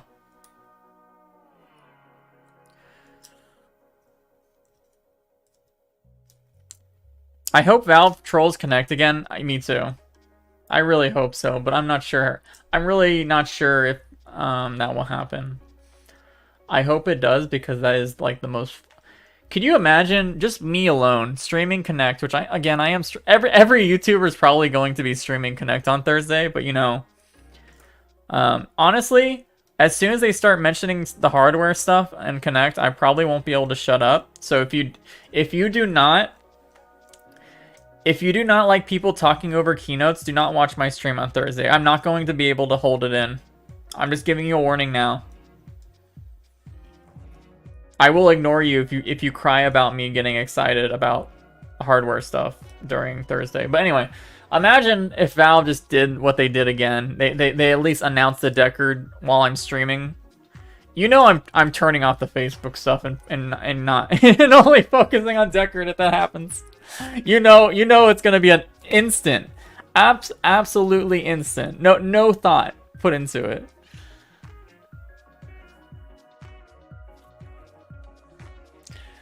The Deckard I was looking at was the standalone handheld. Hopefully as good and as I think it would be. I hope so too. I hope a lot of my predictions on the Deckard are spot on. I do have a lot of confidence in my predictions about Deckard, everyone. I spent 6 months on it, you know? So of course I might have a lot of confidence in it. But like, I really do believe my work into Deckard especially is like the most reliable of all my other predictions. But I've been doing very well on my predictions in general though for other companies. So my VR analyst skills are just getting better by the day.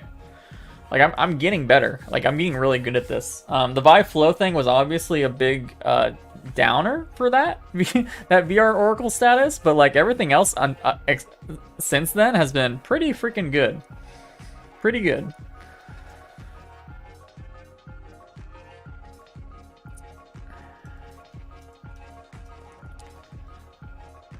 Deckard stream on Thursday. Again, I don't want that expectation to be the normal expectation. Do you have high hopes for Oculus Connect?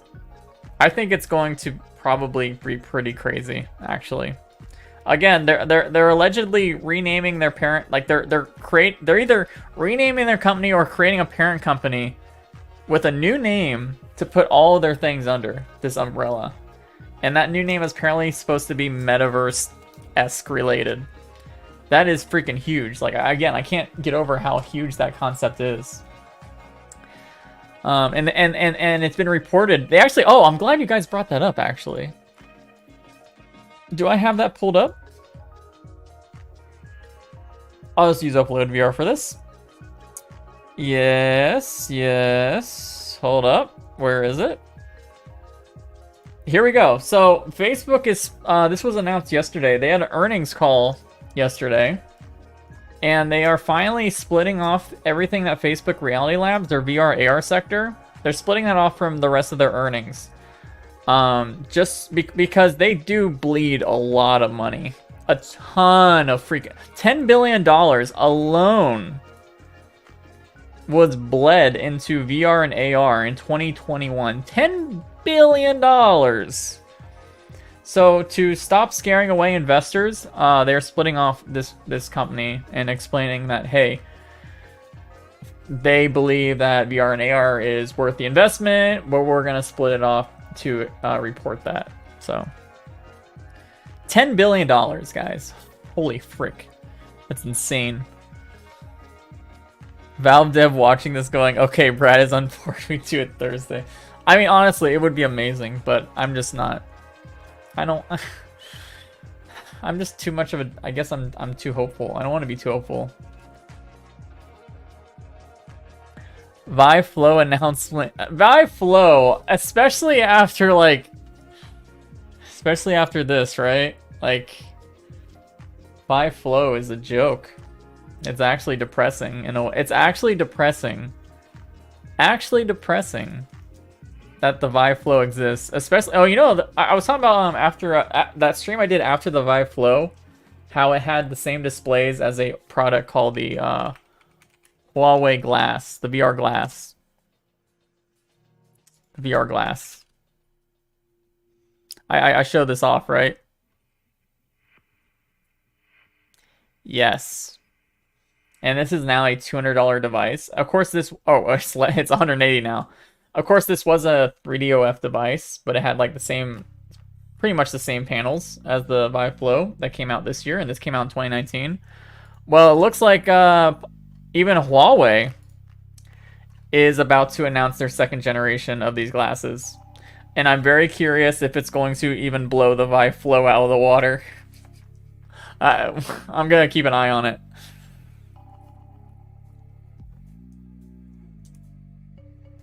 HEC is a joke now.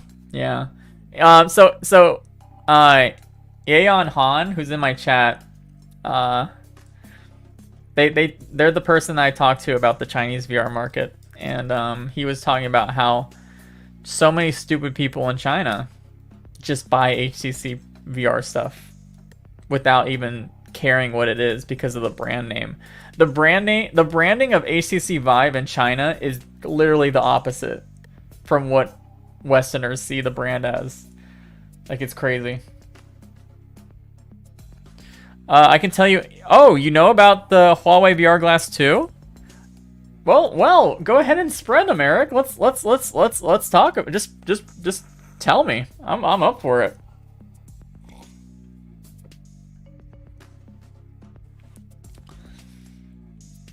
Huawei Glass is now only sold $100 in China.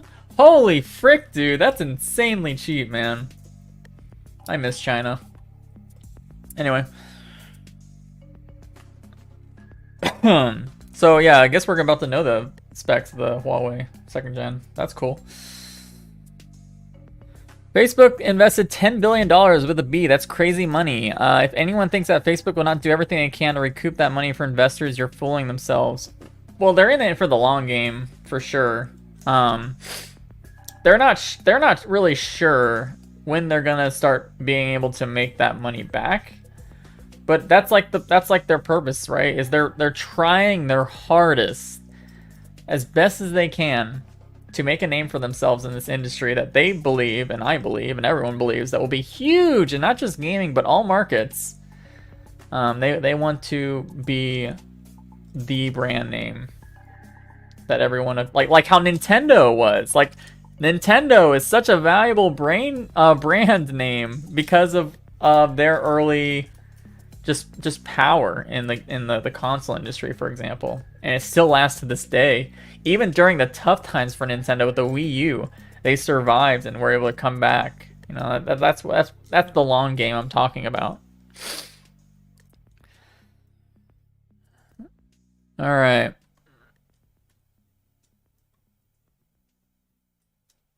Is Huawei? No, Huawei is a different Chinese company. They're actually, I think their products are still banned from the USA. They're like, and they're not even allowed to use Google Android anymore, from what I understand. I don't really know the details behind that, but yeah, they're a very popular brand in China. At least they were when my wife had a Huawei phone, and she was like, Huawei's the best when she lived over there. But then she moved here and became an American and bought an iPhone. So. I believe they're working with a company called NetEase about split rendering. Very interesting. All right, so Eric is saying that the 2nd generation Huawei will have Quest-like 6DOF controllers with AB and menu on ease controller and joysticks.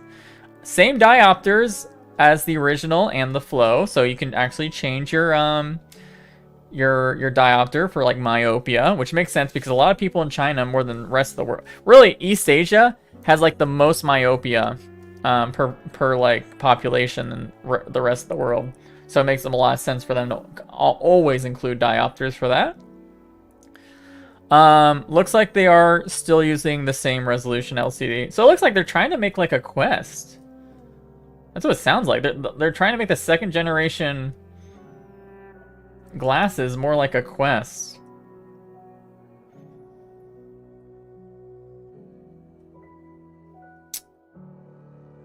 $90 hertz refresh rate max. Very cool. In Canada, you use Huawei?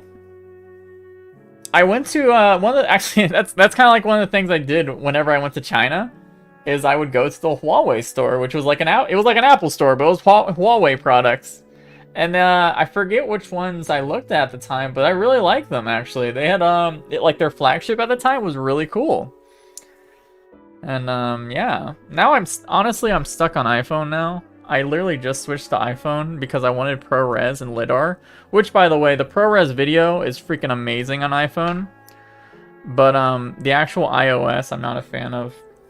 I sacrificed a lot to get ProRes on a phone. And I'm really happy with the LiDAR functionality especially, but man, iOS compared to Android's freaking garbage for me. Valve is worth about 10 billion. That's crazy, yeah. And that's what also like Valve is like, again, this is a meme, but like seriously, they're a small indie company. They don't have that many employees. So Yeah, I think someone said in yesterday's stream that they make the most money per employee in the United States, which is interesting. But yeah, they very. I mean, Valve is such an enigma of a company, honestly. Like everything about them is just such a bizarre. It's bizarre that they can do so much. Honestly, that's the big thing about them. They can do so many things and constantly like do a lot of those things right. It's crazy. What's myopia? That's like nearsightedness. Nearsightedness. You know, you have to wear glasses. But having diopters to change the my brain's not working. The prescription, so you don't have to wear glasses in VR. Deckard as in Harrison's form. Yes, yes. Deckard as in Blade Runner. Yes, that is the code name for the Valve Index 2 headset. I'm having a lot of... even though I feel so much better talking with everyone. I was very nervous about this stream because it was so much information to digest and like present. But I'm always... I'm honestly always nervous before a stream and leading up to it. Like I'm like, oh my god. I hope I don't say anything wrong. But like every time I stream, I'm actually just like always so happy. It's like, it's always so great.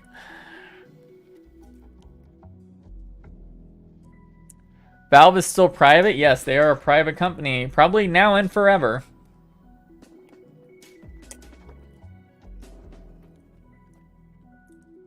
Hi, my name's Brett. I am a nervous person, by the way. If I do go to CES and I see any of you there, you are going to notice how shy I am. Because I am a very shy, awkward person. When you put me in a outdoor location. Introvert gang, yes indeed.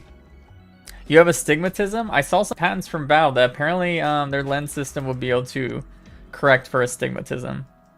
Whether that makes it into a final product is to be seen. But changing the optical path between the displays in your eyes is something that is very highly valued by Valve for stuff like that. It works as well as a lot of the rest of the VR community are just as shy and introverted, yeah. Well, some of them are not. I remember I went to Oculus Connect 6 and I was honestly terrified. that was also my first Oculus Connect I went to. And I felt out of my element because, you know, I've never really been an Oculus fan. But since I got the invite and like everything, I was like, oh, I want to go. And I'm glad I went now because that was the last Oculus Connect. Like officially. It was Oculus Connect 6. And then they renamed the Facebook Connect from there on. So I got to at least go to a Oculus Connect. Whereas a lot of people will never have that chance again, probably.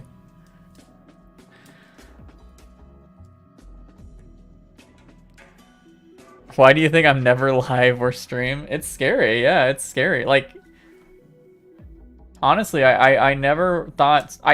Literally, if you talked to me 3 months ago and asked me why I don't stream on YouTube, I would literally tell you I was too terrified of it. Not just streaming on, like, I've streamed on Twitch a lot, but like to very small numbers, less than 30 or even 20 in a lot of cases. And that's very different than like advertising a stream, having people schedule a stream to a subscriber base of almost 100K. So I was always very terrified of it. That's why, like, every time I say it every stream, it feels like, but like I'm always so happy that it works out so well, and like my chat is so great. It's not what I expected at all. It was way better than what I expected.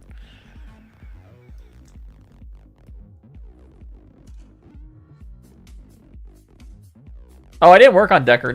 No. I just report on what Valve has been working on Deckard. Don't get confused. I don't work for Valve. I don't work with Valve. Valve has never spoke to me in the past couple of years. In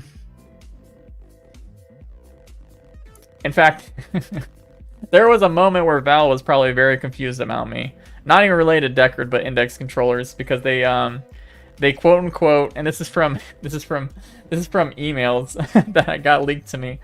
But so I got prototype Knuckles controllers, because I applied for them through the Steamworks and Steam developer stuff. And when they broke, I emailed them and was trying to see if I can get replacements. And later I found out that they were like, the Valve employees were messaging each other, and they were like, "Dude, this YouTuber guy got Knuckles prototypes. Do we really want to give him the replacement Knuckle prototypes?" They ended up doing it, but like it was really funny. It wasn't funny at the time, but now I look back at it, it's really funny to see they were like just like, do we want to give this guy these freaking Knuckles actually? Like how? Yeah. Are you able to sleep now? I will probably be able to sleep very well. I was up all night talking to people about what Facebook is supposedly working on, seeing if my predictions were right that I made in a video a month ago. Because I was the only one that suggested that Facebook was making 2 devices. And again, I'm gonna say this again. I would go around different VR discords, and people would link my video and literally call me an idiot. So I had to spend a whole month of seeing that on multiple discords, laughing at me, basically laughing at me, saying, "Oh, this guy thinks there's 2 headsets," or whatever. And then we start seeing some glimpses of hope for my prediction today and last night. Like, yeah, I can't sleep because I'm really excited. I'm really excited. I think Valve is currently focused on Steam Deck. Well, I personally believe that a lot of the R&D that they're putting into their hardware products go with each other, if that makes sense. I don't think that concept is surprising either, because I think that's also what Facebook is doing with their next headsets. One focus for gaming and one focus for consumer productivity or whatever. I believed you the whole time. Thank you, Eric. It's hard. It's really hard to do this. Like I'm not.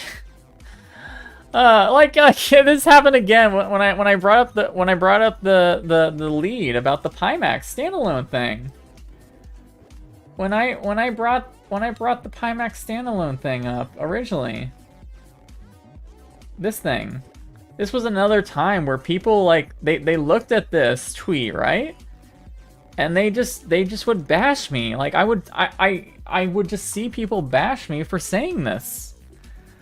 And it's like, really, you really have to strengthen your heart a little bit to do this kind of VR analyst stuff, because man, people are harsh. Very harsh. I don't have a headset and I really want one. Do I wait till at least after Thursday? Wait till at least after Thursday, man. Don't go out tomorrow and buy a Quest 2. Just wait. People are yeah, and that's why I don't go on Reddit, especially. I never go on Reddit. Discord, I've been complaining about me seeing people talk about me on Discords, different Discord channels. But like compared to Reddit is like, I can never go on there. Once I open Reddit, I literally feel like I'm going to cry. Like, and yeah. Who cares if you're wrong? You put in real effort. Yeah, that's what I need to realize, because I do. Again, I'm gonna keep saying this every stream, but I do put a lot of work into this. Again, I didn't sleep last night. I literally had no sleep because I was preparing for this stream and making sure that when I talk about Pimax and the Facebook leaks, that I communicate it well and why I believe these things. You know, I'm not trying to just lie about. I'm not trying to lie for think of it this way, right? So let's just say in an alternate universe, I'm just yelling out random leaks that come into my head for street credit. Well, as soon as many of those leaks end up being wrong, people will not give me the light of day. So of course I'm putting a lot of effort into making these predictions, right? Because if I'm wrong about way too many things, people are not going to listen to me. So like, yeah, of course I'm putting a lot of work into it. I'm not lying, as people have said. Like, yeah. Anyway, I'm gonna give you head pats. Yeah. YouTubers, I don't think any YouTubers actually have any hardware this time, by the way. Any Oculus hardware, I mean. Oh, something interesting. I like talking about other. MRTV. He actually just posted something on his Patreon. I'm not gonna post it, but look at this. Apparently he got something. He got something recently. I'm not a patron. That's kind of awkward, but he literally just got something in the mail that says micro OLED. That's cool. I wonder where why are people not sending me micro OLED stuff? Freaking, I'll take one. Give me whatever this is. I just wanted to bring that up because that's cool. Just delete your wrong predictions? No, I make an effort to keep all my videos up, even if I'm wrong. My Vive Flow stream predictions stream, my Vive Flow prediction stream is still up because I want as much transparency as I can. I am not going to delete my wrong predictions because there are going to be times where I'm wrong, but I want people to understand that I am aware that I might be wrong sometimes, and I'm going to own up to it. Those are some fancy textures. I love this front. I actually do like this concept of like a glossy front, by the way, for a headset. The only thing that would be better than this is like a light up LED. It's RGB.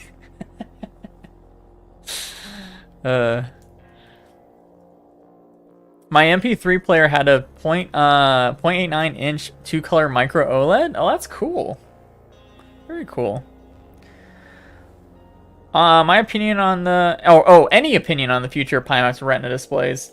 So I do think the concept of Retina displays are going to happen. I just don't think they're going to happen soon, especially for micro LED.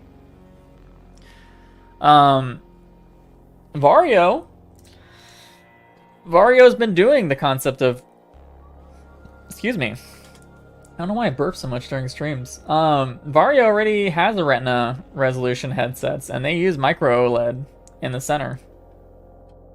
I think that will be the most likely for a while until micro LED solves all its issues, which it will. It will. Technology is progressing really fast. My predictions for micro LED might be faster than I think because technology is moving crazy, guys. Like, we're finally using. So the big thing with VR from 2016 until like very recently is we've been mostly using smartphone displays, or like not really VR focused things, right? Just displays that were meant for other purposes. Not really R&D put in displays for VR purposes. But that is changing very fast, and that's why it's going to seem like such a big difference in how fast this VR tech and hardware progresses. Because we're finally getting R&D spent in lenses and optics, and well, that's the same thing. Optics, displays, and like chips, and like everything. So.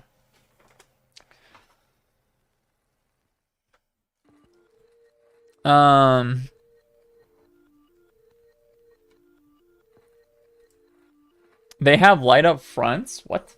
No way. Don't do this to me. You're lying. Do you have any updates on BCIs in general? Not since I talked about the update to the Project Galea thing. Which still should be here. Not since I talked about this. I've not seen any updates on BCIs, but BCI stuff is constantly being worked on in the background, so. Like everything else, everything's constantly, there's always people working on stuff in the background. It's my job to figure out how useful that stuff is and how soon it's going to come out and what product it's going to come out for. Oh, Pimax headsets have light up front. That's true, yeah, that is true. What kind of GPU power do you need to run a Pimax 12K? Well, they said a 3080 has been able to do it full native. I think they said. Which again, you are not buying a Pimax 12K unless you have something like a 3080. Like, honestly, you're not. You're just not. You're not buying a $2,400 headset unless you are the most enthusiast PC user ever. They lie? Yes, yeah. Again, it's pointless to talk about if they're lying about this product because they've been pretty transparent so far with how they're handling the pricing and not taking any money. And literally saying, hey, we're going to be at CES with this product. Come try it out. And they are going to let a lot of people try it out for sure. They're very confident about that. So just wait till January, and we will talk more about it. Well, I'm sure a lot of people are gonna be talking about this the Pimax in January, for sure. CES is like January 5th, or January 5th is CES. Oh, I can't wait! I'm so excited. Okay, RTX 9090 Ti. I really hope that these headsets do actually give AMD support. I hope this NVIDIA only stuff is not a trend that happens for a lot of these high-end HMDs, because that will be very disappointing for me, who just recently switched to AMD. Oh God. I am going to CES one way or the other. Yes, I'm so excited. Again, I'm so excited. I'm gonna ask so many questions. So many questions. So many questions. It's like the perfect opportunity.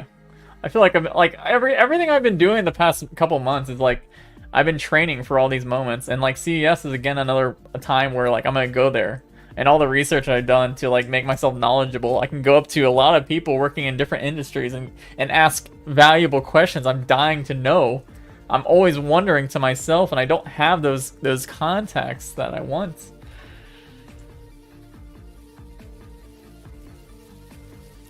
Do you think I get 120 hertz on your 1050 Ti for what?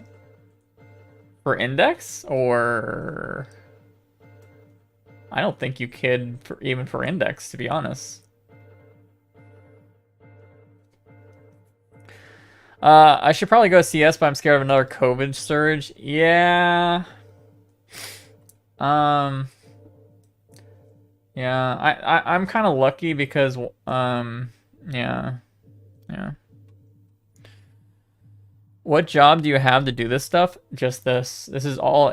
I am a NEET who spends all my time reading crap and talking to people who know things and trying to digest that better.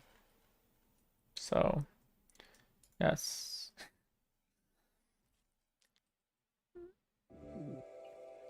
Is WiGig 2 omnidirectional? Well, it's better to beamform WiGig 2. From what I understand, it's better. Yeah.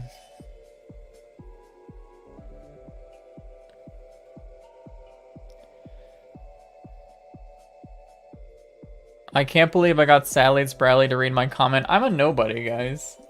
I hope you understand. I am a try to see me as a home style YouTuber. Do not see me as this. Do not put me on a pedestal, please.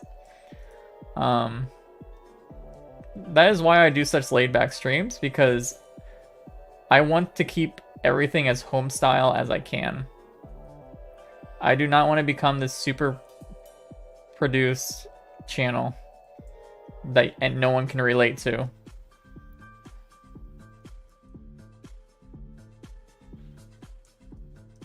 Its line of sight doesn't. Yeah, it's WiGig has always had the issues with not being able to penetrate hard objects.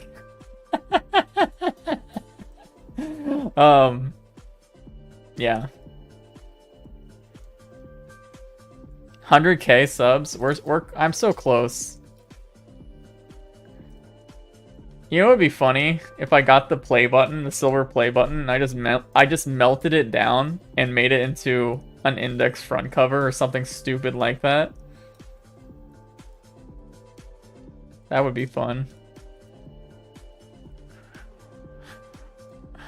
I think I'm like 5K subs away from 100K. Do it. I've been saying in my brain for a while, if I ever hit 100K, I'm not going to just leave that plaque on my wall. I'm going to do something incredibly stupid with it. I just haven't decided what. Press plus 500 credits. It's worth it though. Dude, I could literally, like, I mean, honestly, I'm going to be, as soon as a replacement comes out for the index, I'm going to be shelving the index anyway. So literally, I could put my index on the shelf, make my play button the front plate, and literally just tell people, hey, this index is my play button. That would be so cool. It would be too heavy to... Remember your front plate, Serpent? Don't you have the same one as me? The same one? Oh, do I have it? Let me show you my current front plate, actually, for my index.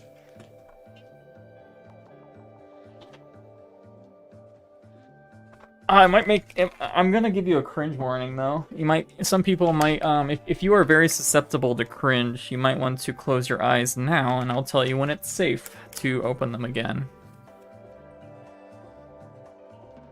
This is my, This be my... my front cover. It's a very nice front cover. Oh no? Yeah, oh no. Oh, yours is different?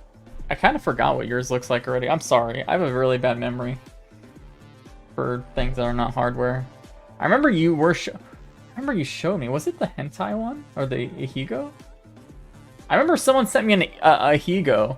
I don't even know if that's how you pronounce the word, but like... basically this as their front plate. Do you have a Quest 2? I used to have a Quest 2. You know what happened to my Quest 2, guys? I'm going to show you what happened to my Quest 2. You might have seen this video. Yeah. This is my Quest 2 right here, everyone. Let's just say I don't really use my Quest 2 anymore. I never used... Thing is, I never used it beforehand. You can see Peanut is all over it and stuff. I never used my Quest 2. That's why I gave it for this project, because I never used it, honestly. Yeah, that's my Quest 2. Yeah. I mean, it works, but it's kind of a pain in the butt, obviously, to use. Vario Aero or the Pimax 12K, which is better? I don't know yet. I haven't tried either. That's like asking me, would you rather travel to Belgium or Australia? Well, I've never traveled to either, but both countries sound really good, you know? Both sound very beautiful. Don't you wish you could play Resident Evil 4? So I love hardware. I love hardware, guys. I mean, I've been working on leaking what Facebook is working on. We all know that. But the truth of the matter is, I don't like Facebook. I don't like them. And I've been very vocal about that for years. Very vocal about that. And I don't really plan to stop being vocal about the problems that Facebook in general has for VR and privacy and stuff. So if I personally am okay with sacrificing not playing things on the Quest 2 like Resident Evil 4, because I feel weird if I say, yeah, I really don't like what Facebook's doing and all this stuff, and then I turn around and like I play all their exclusives and like, so again, and I also constantly talk about how good open sourcing things are, open platforms. Like, it's just like, I don't know. I guess I have a weird moral high ground with it.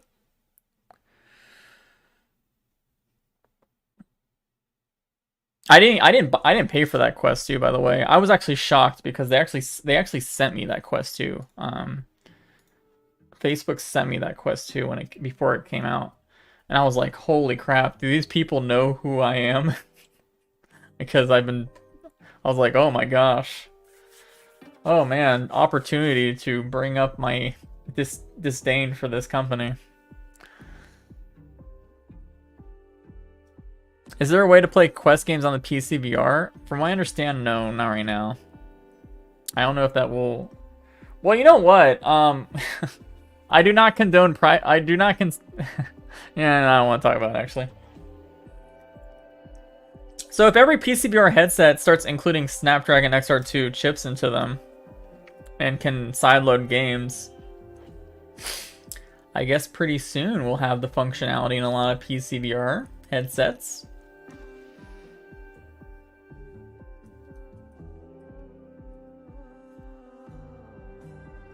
Thanks for all your incredible work, of course. Yeah, there's not a functional Quest emulator. But I think as OpenXR in general becomes more that's why, again, keep an eye on SideQuest, the SideQuest store. Cuz I do really think what they're doing I do think what they're doing is cool. I like SideQuest. I think the concept of SideQuest is great.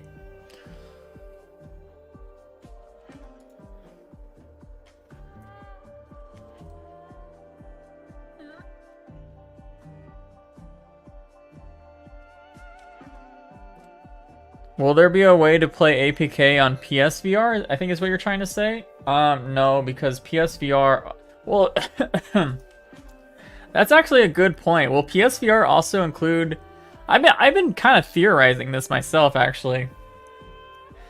Because even PCVR headsets are removing the wire by adding SoCs into them. Is it possible that PSVR 2 will do something very similar with a Qualcomm chip to do wireless PS5 VR? Oh, PC. Sideloading doesn't work unless it recognizes software, which it wouldn't for Daydream Go. Gotcha. I think it's more of the future, right? I guess the future of SideQuest looks brighter than it is right now, possibly. Because I know SideQuest is very ambitious. The people working on SideQuest are incredibly ambitious. Will I get a PSVR? Yes, I already have a PS5. I don't have any games for it. It literally sits in the corner gathering dust. But I bought it just so when PSVR 2 comes out, I will be ready for that, because I think that is going to be a great product. Why FIA always... Thrillseeker wants to do a lot of collaborations with a lot of VR YouTubers in general, so yeah.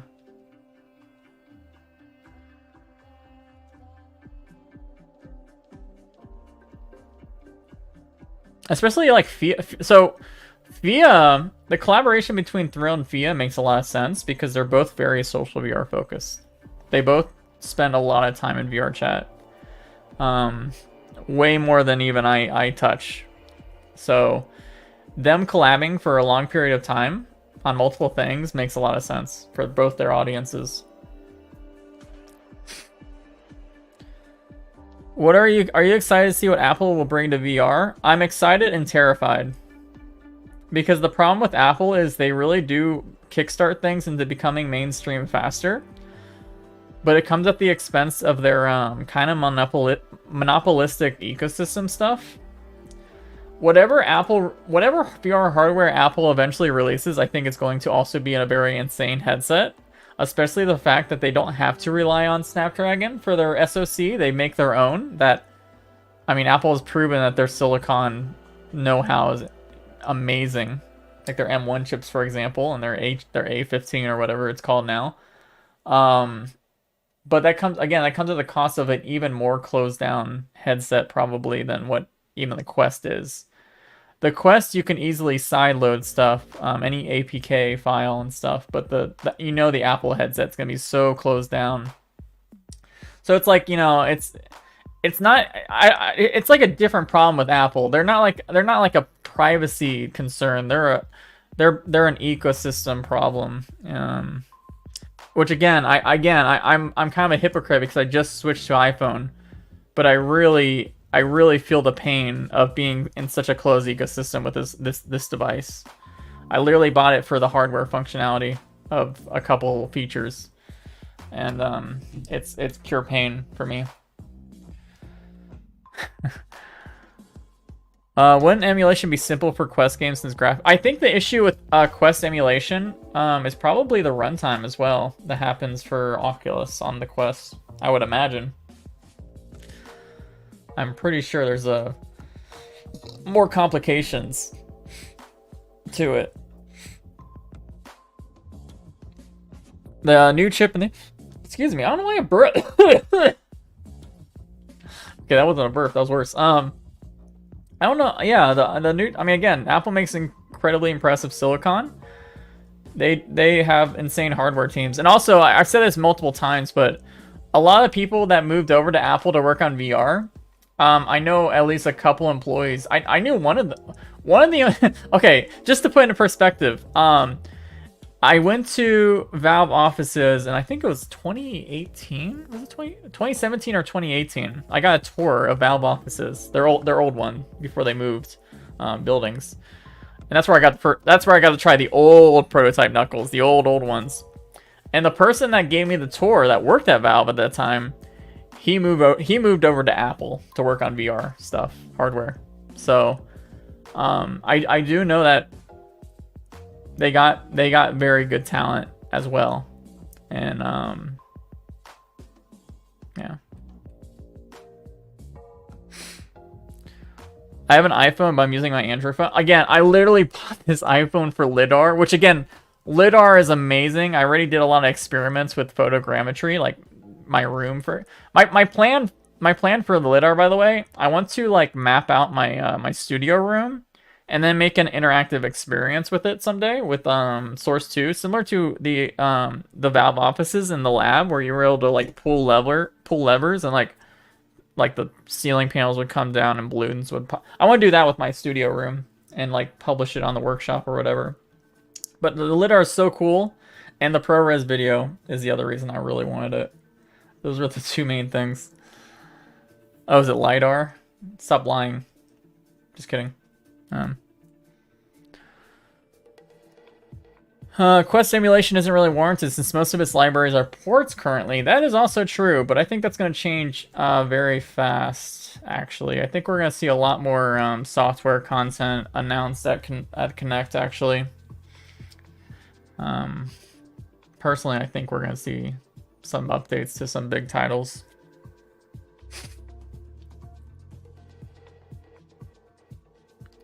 I think Steam Deck will be the new fixed definition for PC minimum requirements regarding flat games with an additional upscaling HMD for VR.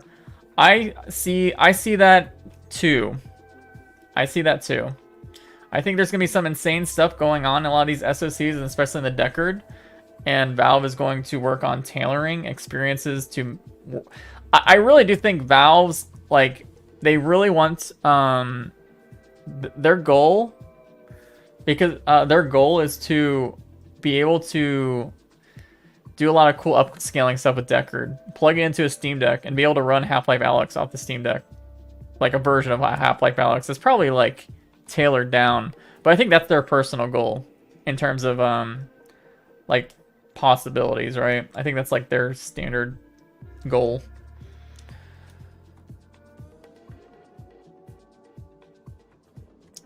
What do you think about the Lynx R1 Kickstarter campaign? Do they have a chance to become the next Oculus? No. No one's going to become the next Oculus because no one has that kind of money. Except Apple. I think Lynx is going to struggle.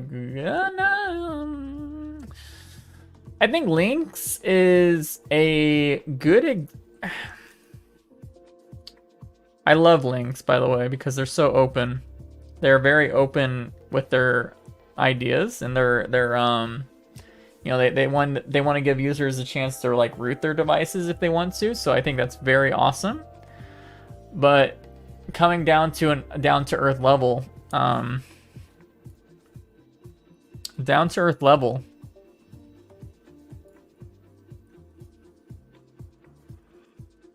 this HMD is basically the Lynx from Oculus, and it will probably overshadow the Lynx quite a bit. Not to say that again, that's just the reality of it. Like, I love what Lynx is doing. Lynx is a very small team. Exactly. It's so hard to compare it to Facebook, but I'm just saying, like, I want a Lynx, especially because their lens system is incredibly fascinating to me. The lenses alone make me want a Lynx. I think it's so cool. Very, very, very bizarre design.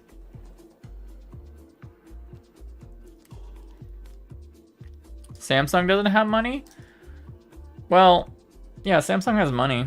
Samsung might jump back into VR, by the way. I saw some people on Twitter who followed me. So I get a lot of interesting people who follow me on Twitter, and I kind of creep on their profiles to see what they are and see what they're doing.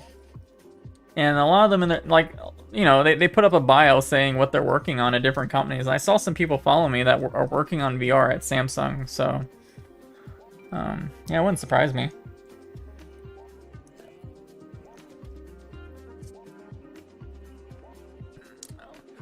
I think Lynx is mostly going to be better as an AR platform. Yeah. I mean, yeah, Lynx is totally focused on AR. But I do think this is, like, also a device, personally, that seems to be focused on AR pass-through as well. My guess? Yeah.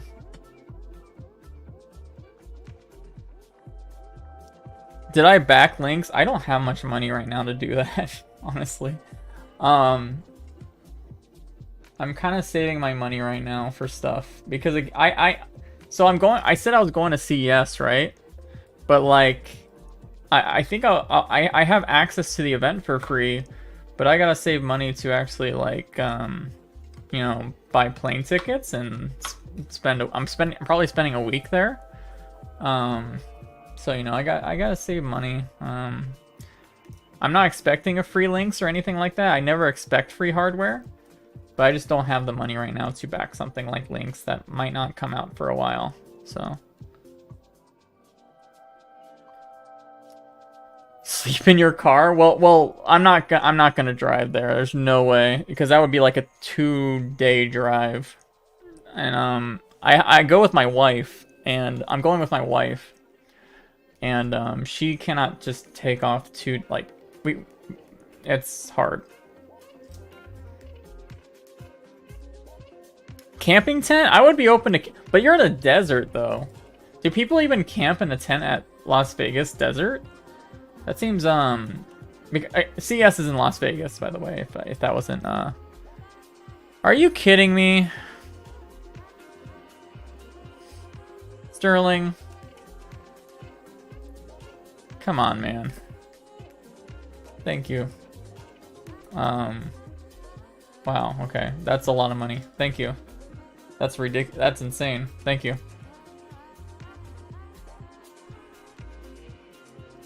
Wow, okay. Thank you. I really appreciate it. Yeah. I don't know what to say. Really appreciate it.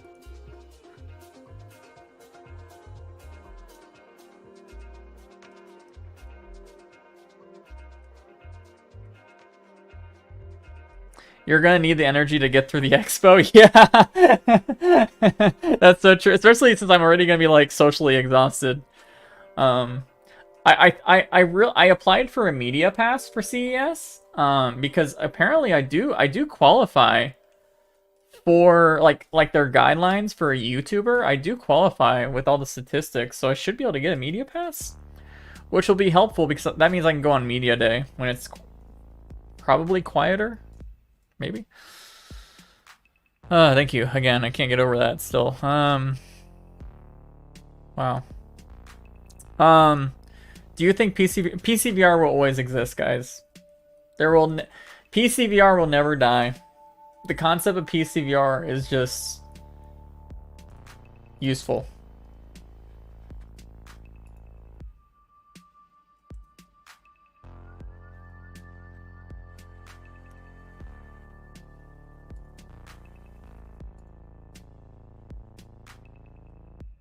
Apparently this is a gamma corrected version of the texture.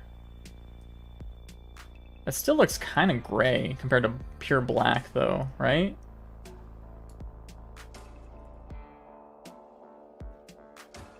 I guess we'll just have to see.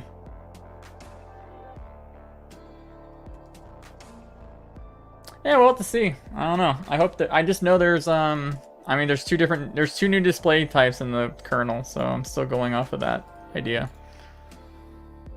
I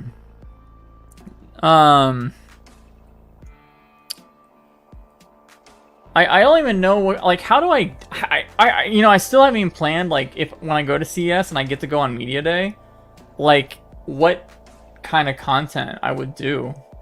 I would probably literally give my phone to my wife to record me talking to people, I guess, and just record everything. Because there's CES has so much stuff. I don't even know if I'm gonna that's gonna be crazy. Like, honestly, I'm gonna have to figure that out.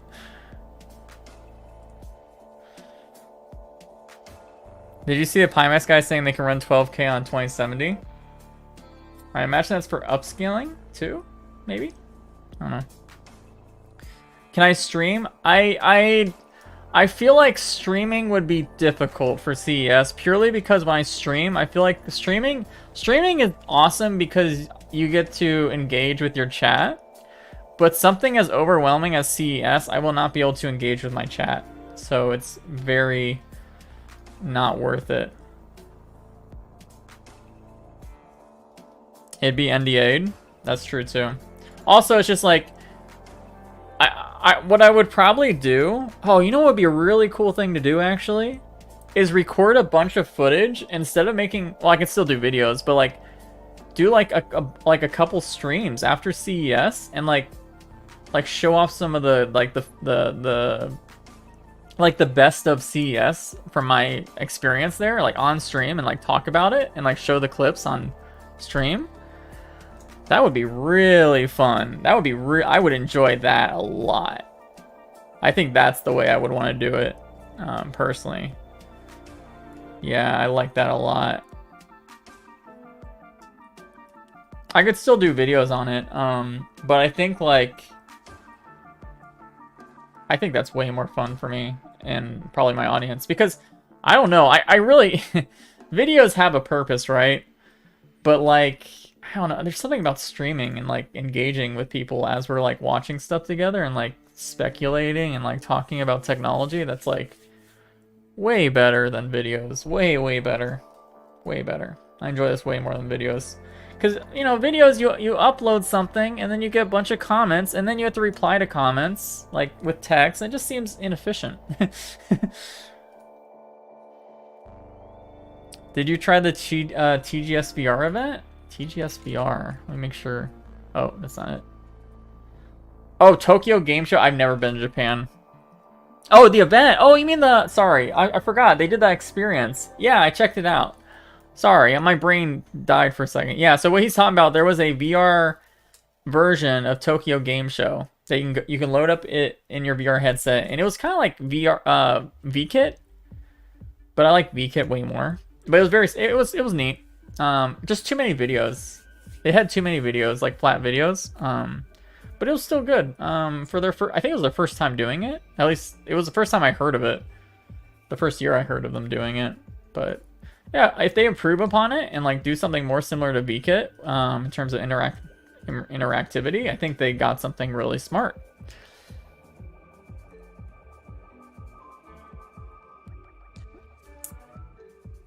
$183 to video watching VR. Until we get super comfortable headsets that are literally like just so light and we can literally watch content like that all the time, I'm not sure. Okay. Alright, someone just sent me this. That, so...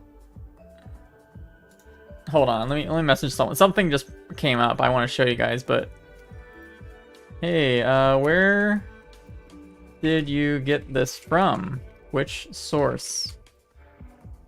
I might have something cool to show you guys, but I have to check something first. Any ideas why my Vive Pro 2 gets stupid hot? So that headset, man, is... I really don't like that headset. I gave it a very negative review, and heat was one of the reasons. I don't know what's with those displays, but they get so freaking hot. That's why I'm very worried about the QLED. Well, they don't have like active cooling, I think. That's the problem. They have these super high resolution LCD displays in the Vive Pro 2, but I don't think they have actual active cooling. So I think that's the main reason why it gets so hot. Because they literally did not change the Vive Pro 2 design. Because the Vive Pro 2, the normal Vive Pro, the normal Vive Pro had OLED. Which OLED does not get as hot as LCDs with like high resolutions with high brightness backlighting. And since they didn't bother to change the actual housing or add any active cooling, the heat is a problem. Alright, I'm going to show you guys something that someone just sent me, and they found it from their Discord cache.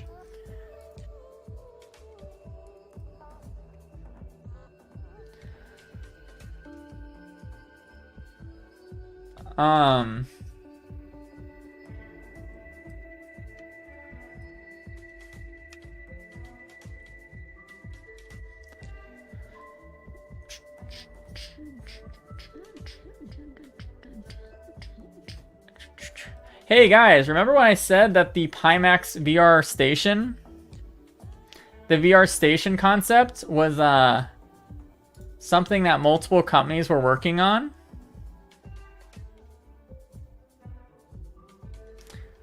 Looks like Decagear might be doing it too.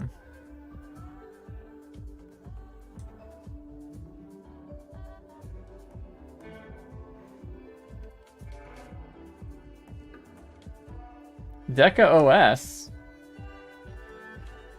Probably Linux.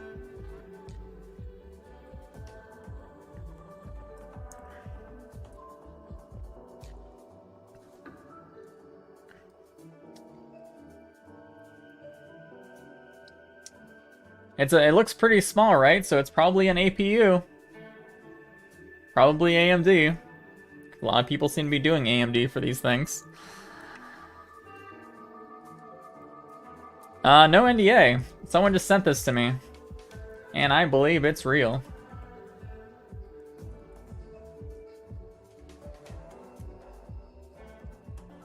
It looks pretty small. Sort of like a Amazon Home or something. Or is that what they call it? Amazon Echo Home or something? I don't know. I mean, it's not tiny, but...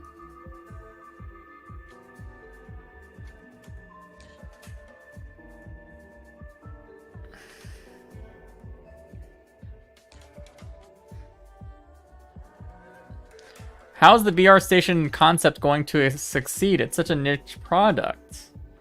Unless it's subsidized by shop/game sales like a console. Well, I think the biggest thing would be...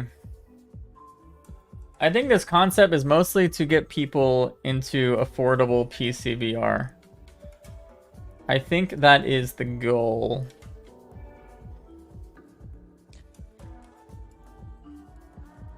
And a station like this would be way cheaper than a full PC. It would be specialized for VR and hardware and software. I think that is how you make PC VR a little bit more accessible.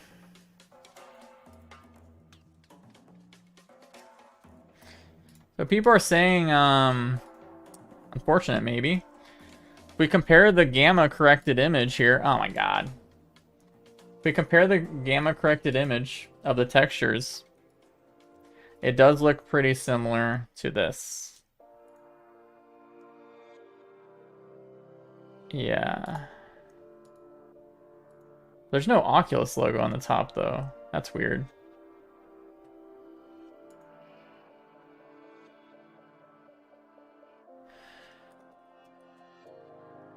I have no idea what this would cost, by the way, the other thing that we pulled up.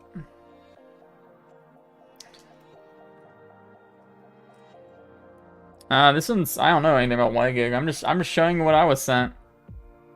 And this looks literally similar to the Pimax station.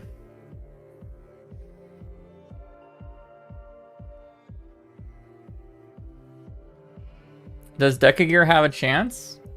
I don't know. If they keep delaying, then no. Like honestly, they need to communicate right now.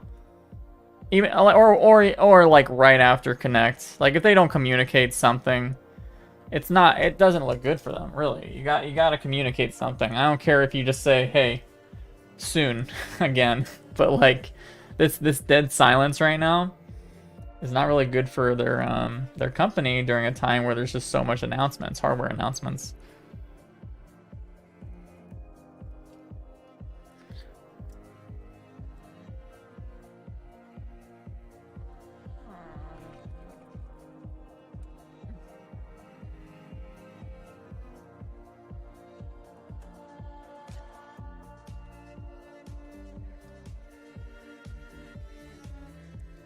Could they use the same texture for both? I don't know. I'm honestly very confused because, again, this doesn't have an Oculus logo.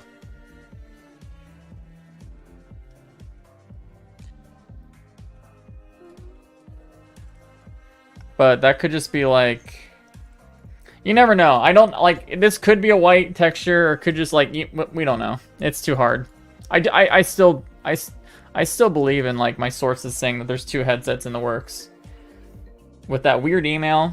with the multiple displays, and my very reliable source that was talking about one maybe releasing soon, and another one releasing later next year, like late next year probably.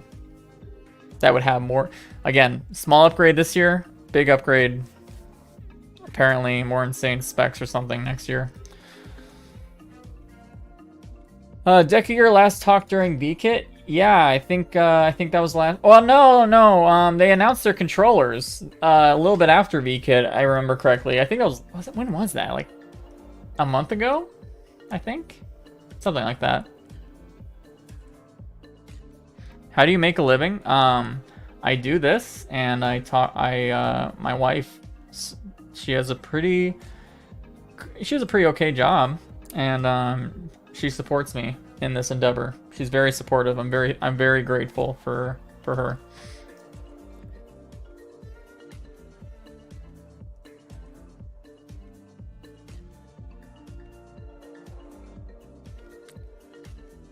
You still also believe, doesn't make me wrong. I still believe in it. Like it just scares me a little bit because I'm not sure if both products will be announced at Connect.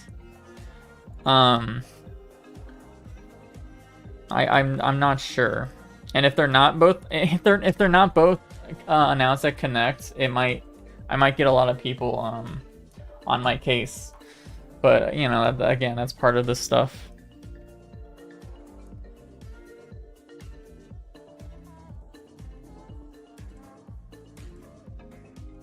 Brad got the sugar mama.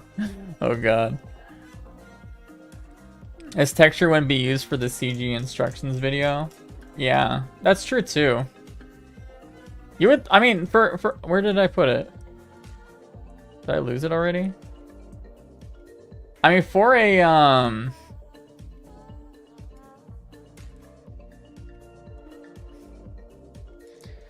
a headset, or for an anim, because again, this is from the animation, right? This animation is really polished, like super polished. And to not have an Oculus logo where the texture has an Oculus logo, I don't know, it seems a little weird to me personally, but I don't know. Who knows? It's actually weird there's no Oculus logo in general, actually.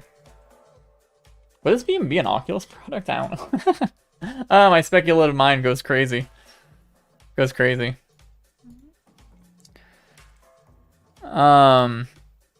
Is there a cooling mod for my Vive Pro 2? I don't know. I haven't heard of any. You know, you know, there's actually cooling mods for the WiGig adapter. I don't know if you guys heard about that. Cool, because the WiGig 1 adapter for the Vive, well, it's not really for the Vive. The WiGig 1 works pretty well on the original Vive, but with the higher resolution headsets, it overheats. It has a overheating problem. So a lot of people would like buy Noctua fans and like slap them on there and stuff like this. So if you didn't know, this is a thing. This is a thing. Vive and Chill? Oh, Vive and Chill. I forgot about Vive and Chill. I actually had a Vive and Chill. I had a prototype Vive and Chill that got sent to me back in like 2016 or whatever.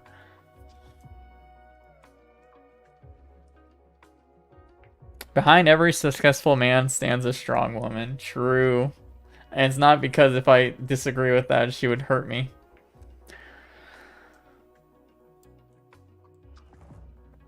They tease like 3 prototypes. The point of contention is whether they'll be the same generation of... So, again, I talked about the retina resolution prototype, and I said how that concept looks to be more like a PCVR headset.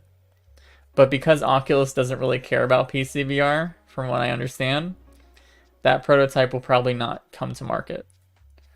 But the other 2 prototypes they've shown, they look more like 2 different quests for different purposes, right? Totally different, totally like that.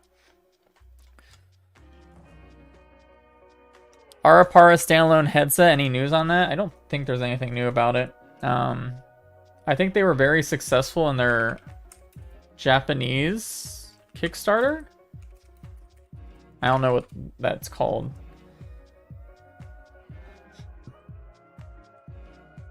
Wait, wait, hold up. Media tasting. People got to try it a few days ago? Wait, this article says 10... Oh, is that the... When was this published? I guess they... when did they show this off? Hold on, let me read this. Wait, this was on July 14. Why was this I don't know, whatever. July 14, they let people try it. Useless article, I guess.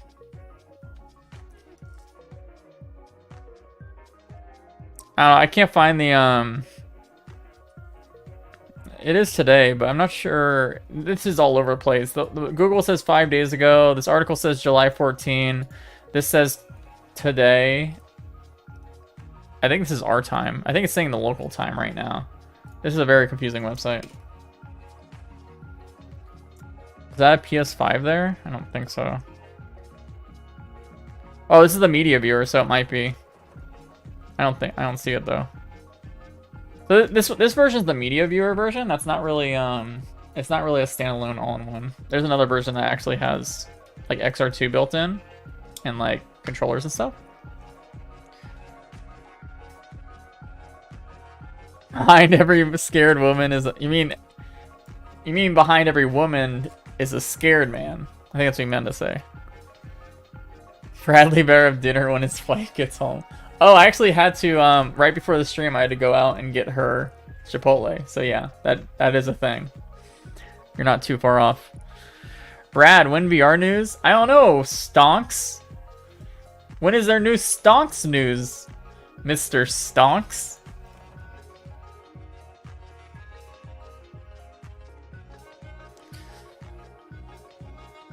Oh, you have a close friend using the Arapara? Arpara? Really? Tell me more. Tell me more. Tell me more. What's the brand you trust most for PCVR? Valve. Honestly, guys, is Valve like... Is there really a brand that comes close to trustworthiness than Valve? Yes, they have a lot of RMA issues, but they really just have the best customer service to make up for it. I really don't think there's another PCVR company that comes even close to Valve in terms of trustworthiness. For standalone? Honestly, it's probably Facebook for at least product support. Of course, I've never had an RMA. I actually don't know much about the process of RMAing for, but they're not trustworthy in data. Who is the most? If we don't count, okay, let's say we don't count Facebook because they are kind of not trustworthy. Actually, I should have thought before I said that. Probably Lynx right now, right? Lynx. There's not that many standalone that I think is worth trusting right now.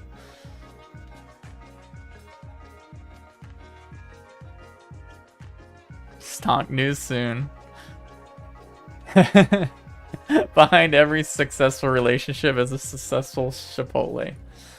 Love it. Hold on. Arapara is good for watching media, not for gaming. Wait, do they have the media viewer version or the XR2 version?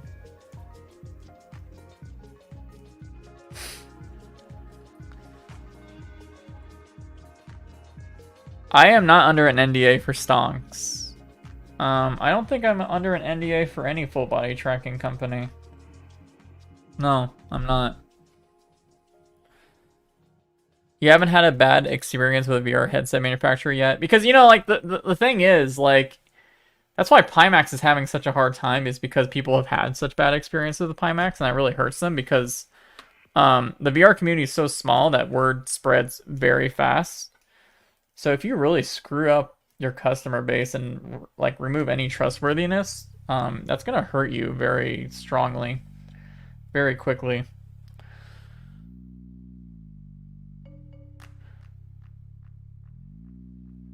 A tree next door got struck by lightning and blew up and blew out half the electronics on the street, including my Steam Link. Told them that and they sent me a new one immediately.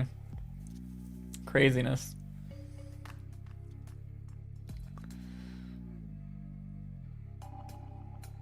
Media version has an announced lighthouse clip-on. I did see that.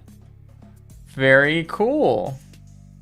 But the thing is, I would honestly want the one with the XR2 chip, because you know you'd be able to get wireless PCVR with that. And it's like, you know, you have such a small form factor device, it kind of sucks to... maybe not. The wire might not be so bad. But isn't the wire coming off the front? Yeah, see, this is my problem here. I don't want to really use this version, the non-wireless version, for PCVR if the cables hang out the front. How long before we can possibly purchase an Apara? I don't remember. I don't remember when they're looking to do stuff. I don't have any contact with them either, which sucks because I literally praise micro OLED all the time. Let me see. Okay, this one is apparently orderable, but this is the one I care about. I don't know, I know they're doing a Kickstarter, is all I know. They're doing a Kickstarter. I don't know when. Oh, April 2022? Okay, interesting. I've heard, yeah, Valve has fixed a lot of my crap out of warranty, actually. Quite a lot. I've been pretty lucky. It seems to vary among people. But like, for example, let's say your cable breaks, right? Let's say your tether for your index cable breaks. And I don't know if you people know this, but they do sell tethers. They do actually sell tethers for their headsets. If I can show you. But there's a problem with these tethers that they sell. There's a glaring issue.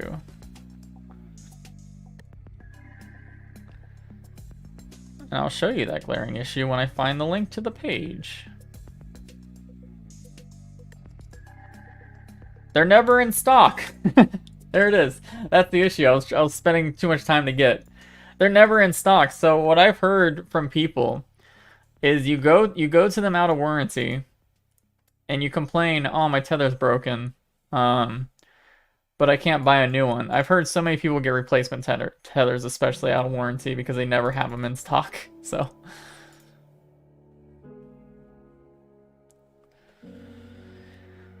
are you under any DNA right now? I think my DNA is probably screwed up in a lot of ways. I have a lot of allergies right now this season. That's not a good DNA, I would say. Am I under I am under some NDAs, but they're for products that you probably wouldn't even know are in the works or exist, so it's not even worth talking about them. But I am under NDAs. Yes. I try not to sign many though. I try not to sign. I almost signed. I almost signed an NDA with a very big tech company, but at the last second, I changed my mind, And I am really glad I did that. Like, looking back at it now, I'm really glad I didn't sign that NDA. Because then I couldn't talk about whatever they're working on, most likely. Oh, index tethers are in stock in EU? Interesting. No, you can never say which companies you're under NDA for, generally. Hey Brad, can you break all your NDAs and destroy your relationship with the entire tech industry just for the lulz? Yeah, sure. Let me go get my untrustworthy pair of pants here.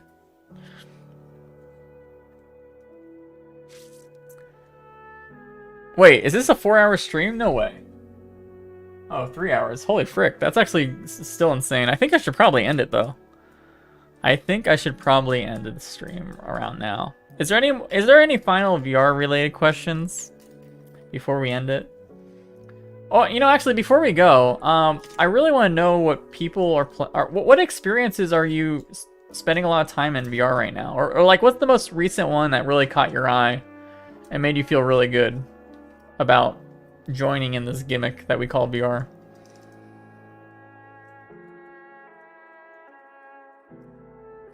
Brad, the RPR is on stage of the PS5 because of the media viewer, and they advertise the media viewer version to work with consoles because it's like plugging into a TV, from my understanding. Pavlov VR, Half-Life Alyx. Guys, I cannot express this enough. Constantly check out Half-Life Alyx Workshop. If there's the content in Half-Life Alyx Workshop is getting insane every day. Insane.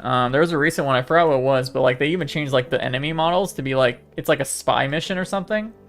I think Wilhart will probably know the name of the one I'm talking about, but seriously, so much free content on the workshop. Oh, and also play Crash Course and Mindbreak Part 1 and 2 on Half-Life Alyx Workshop, because I made those, if you haven't already played them. Lone Echo 2. Wait, what did Eric say? Oh, Eye of the Temple? It's on my list. I have to wait till this weekend before I can play any games. I have no time to actually play any VR games till after Facebook Connect. Risk of Rain 2 VR full VR mod is also really good. It's actually insane how good that mod is. Yeah, this was a long stream, but it was mostly... Really, if you really want... if you just came in and you really want like the most details, go... Just watch the first hour and like 2 times speed because I talked really slow today because I'm tired and didn't sleep. So I talked all about Pimax and like the texture leaks for the Quest stuff. So yes, yeah, the BioShock maps in Half-Life Alyx are also really good. There's so many good maps. WebXR PDF viewer.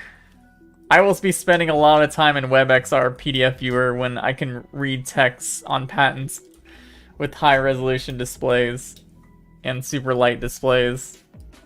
I will be doing that too. Yes. Very cool. How much of a problem is Quest 2's IPD adjustment? It's so much of a problem that they're actually implementing a real IPD slider in their next headsets. So, I would say that's a problem. Like, it's actually still insane to me that they... I mean, I know why they did it. They wanted to make Quest 2 the cheapest headset they could. But, like, dual displays just for IPD alone, like, come on. That's such a standard importance for accessibility. Yep.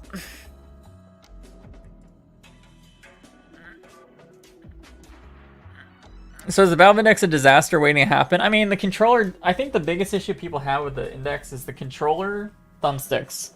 Doing a lot of drifting. I think that's the biggest issue. I think the cable is not as big of an issue if you're pretty okay with... if you're not a giant man stepping on your cable or something. But it's mostly the controllers that are the big issue, I would say. For me, actually, the biggest issue for me were my lighthouses. I've had RMA 3 lighthouses, which is honestly not normal. From what I understand, the lighthouses are supposed to last a long time, and the fact that I had RMA like 3 of them is very bizarre. And at the other end of the spectrum, I've had an RMA 0 controllers, like 0 consumer controllers. So I'm like the weird enigma of index RMAs. Yeah. Wow, Brian hacking. Keep the spirits up, Bradley. It's been a good stream. Thank you so. Thank you. I need to. Just makes me want to keep working hard. So thank you. Awesome.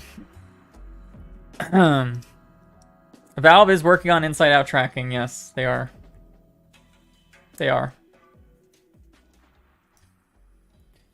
Yep. The 2.0, yeah.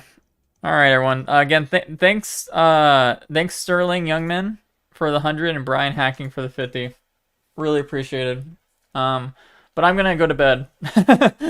I didn't sleep last night. I know I said that a lot, but like, I was so excited and so stressed and like a lot of stuff going on. I really need to sleep. I probably will be very vacant today and tomorrow on like social media because I need to rest for Thursday.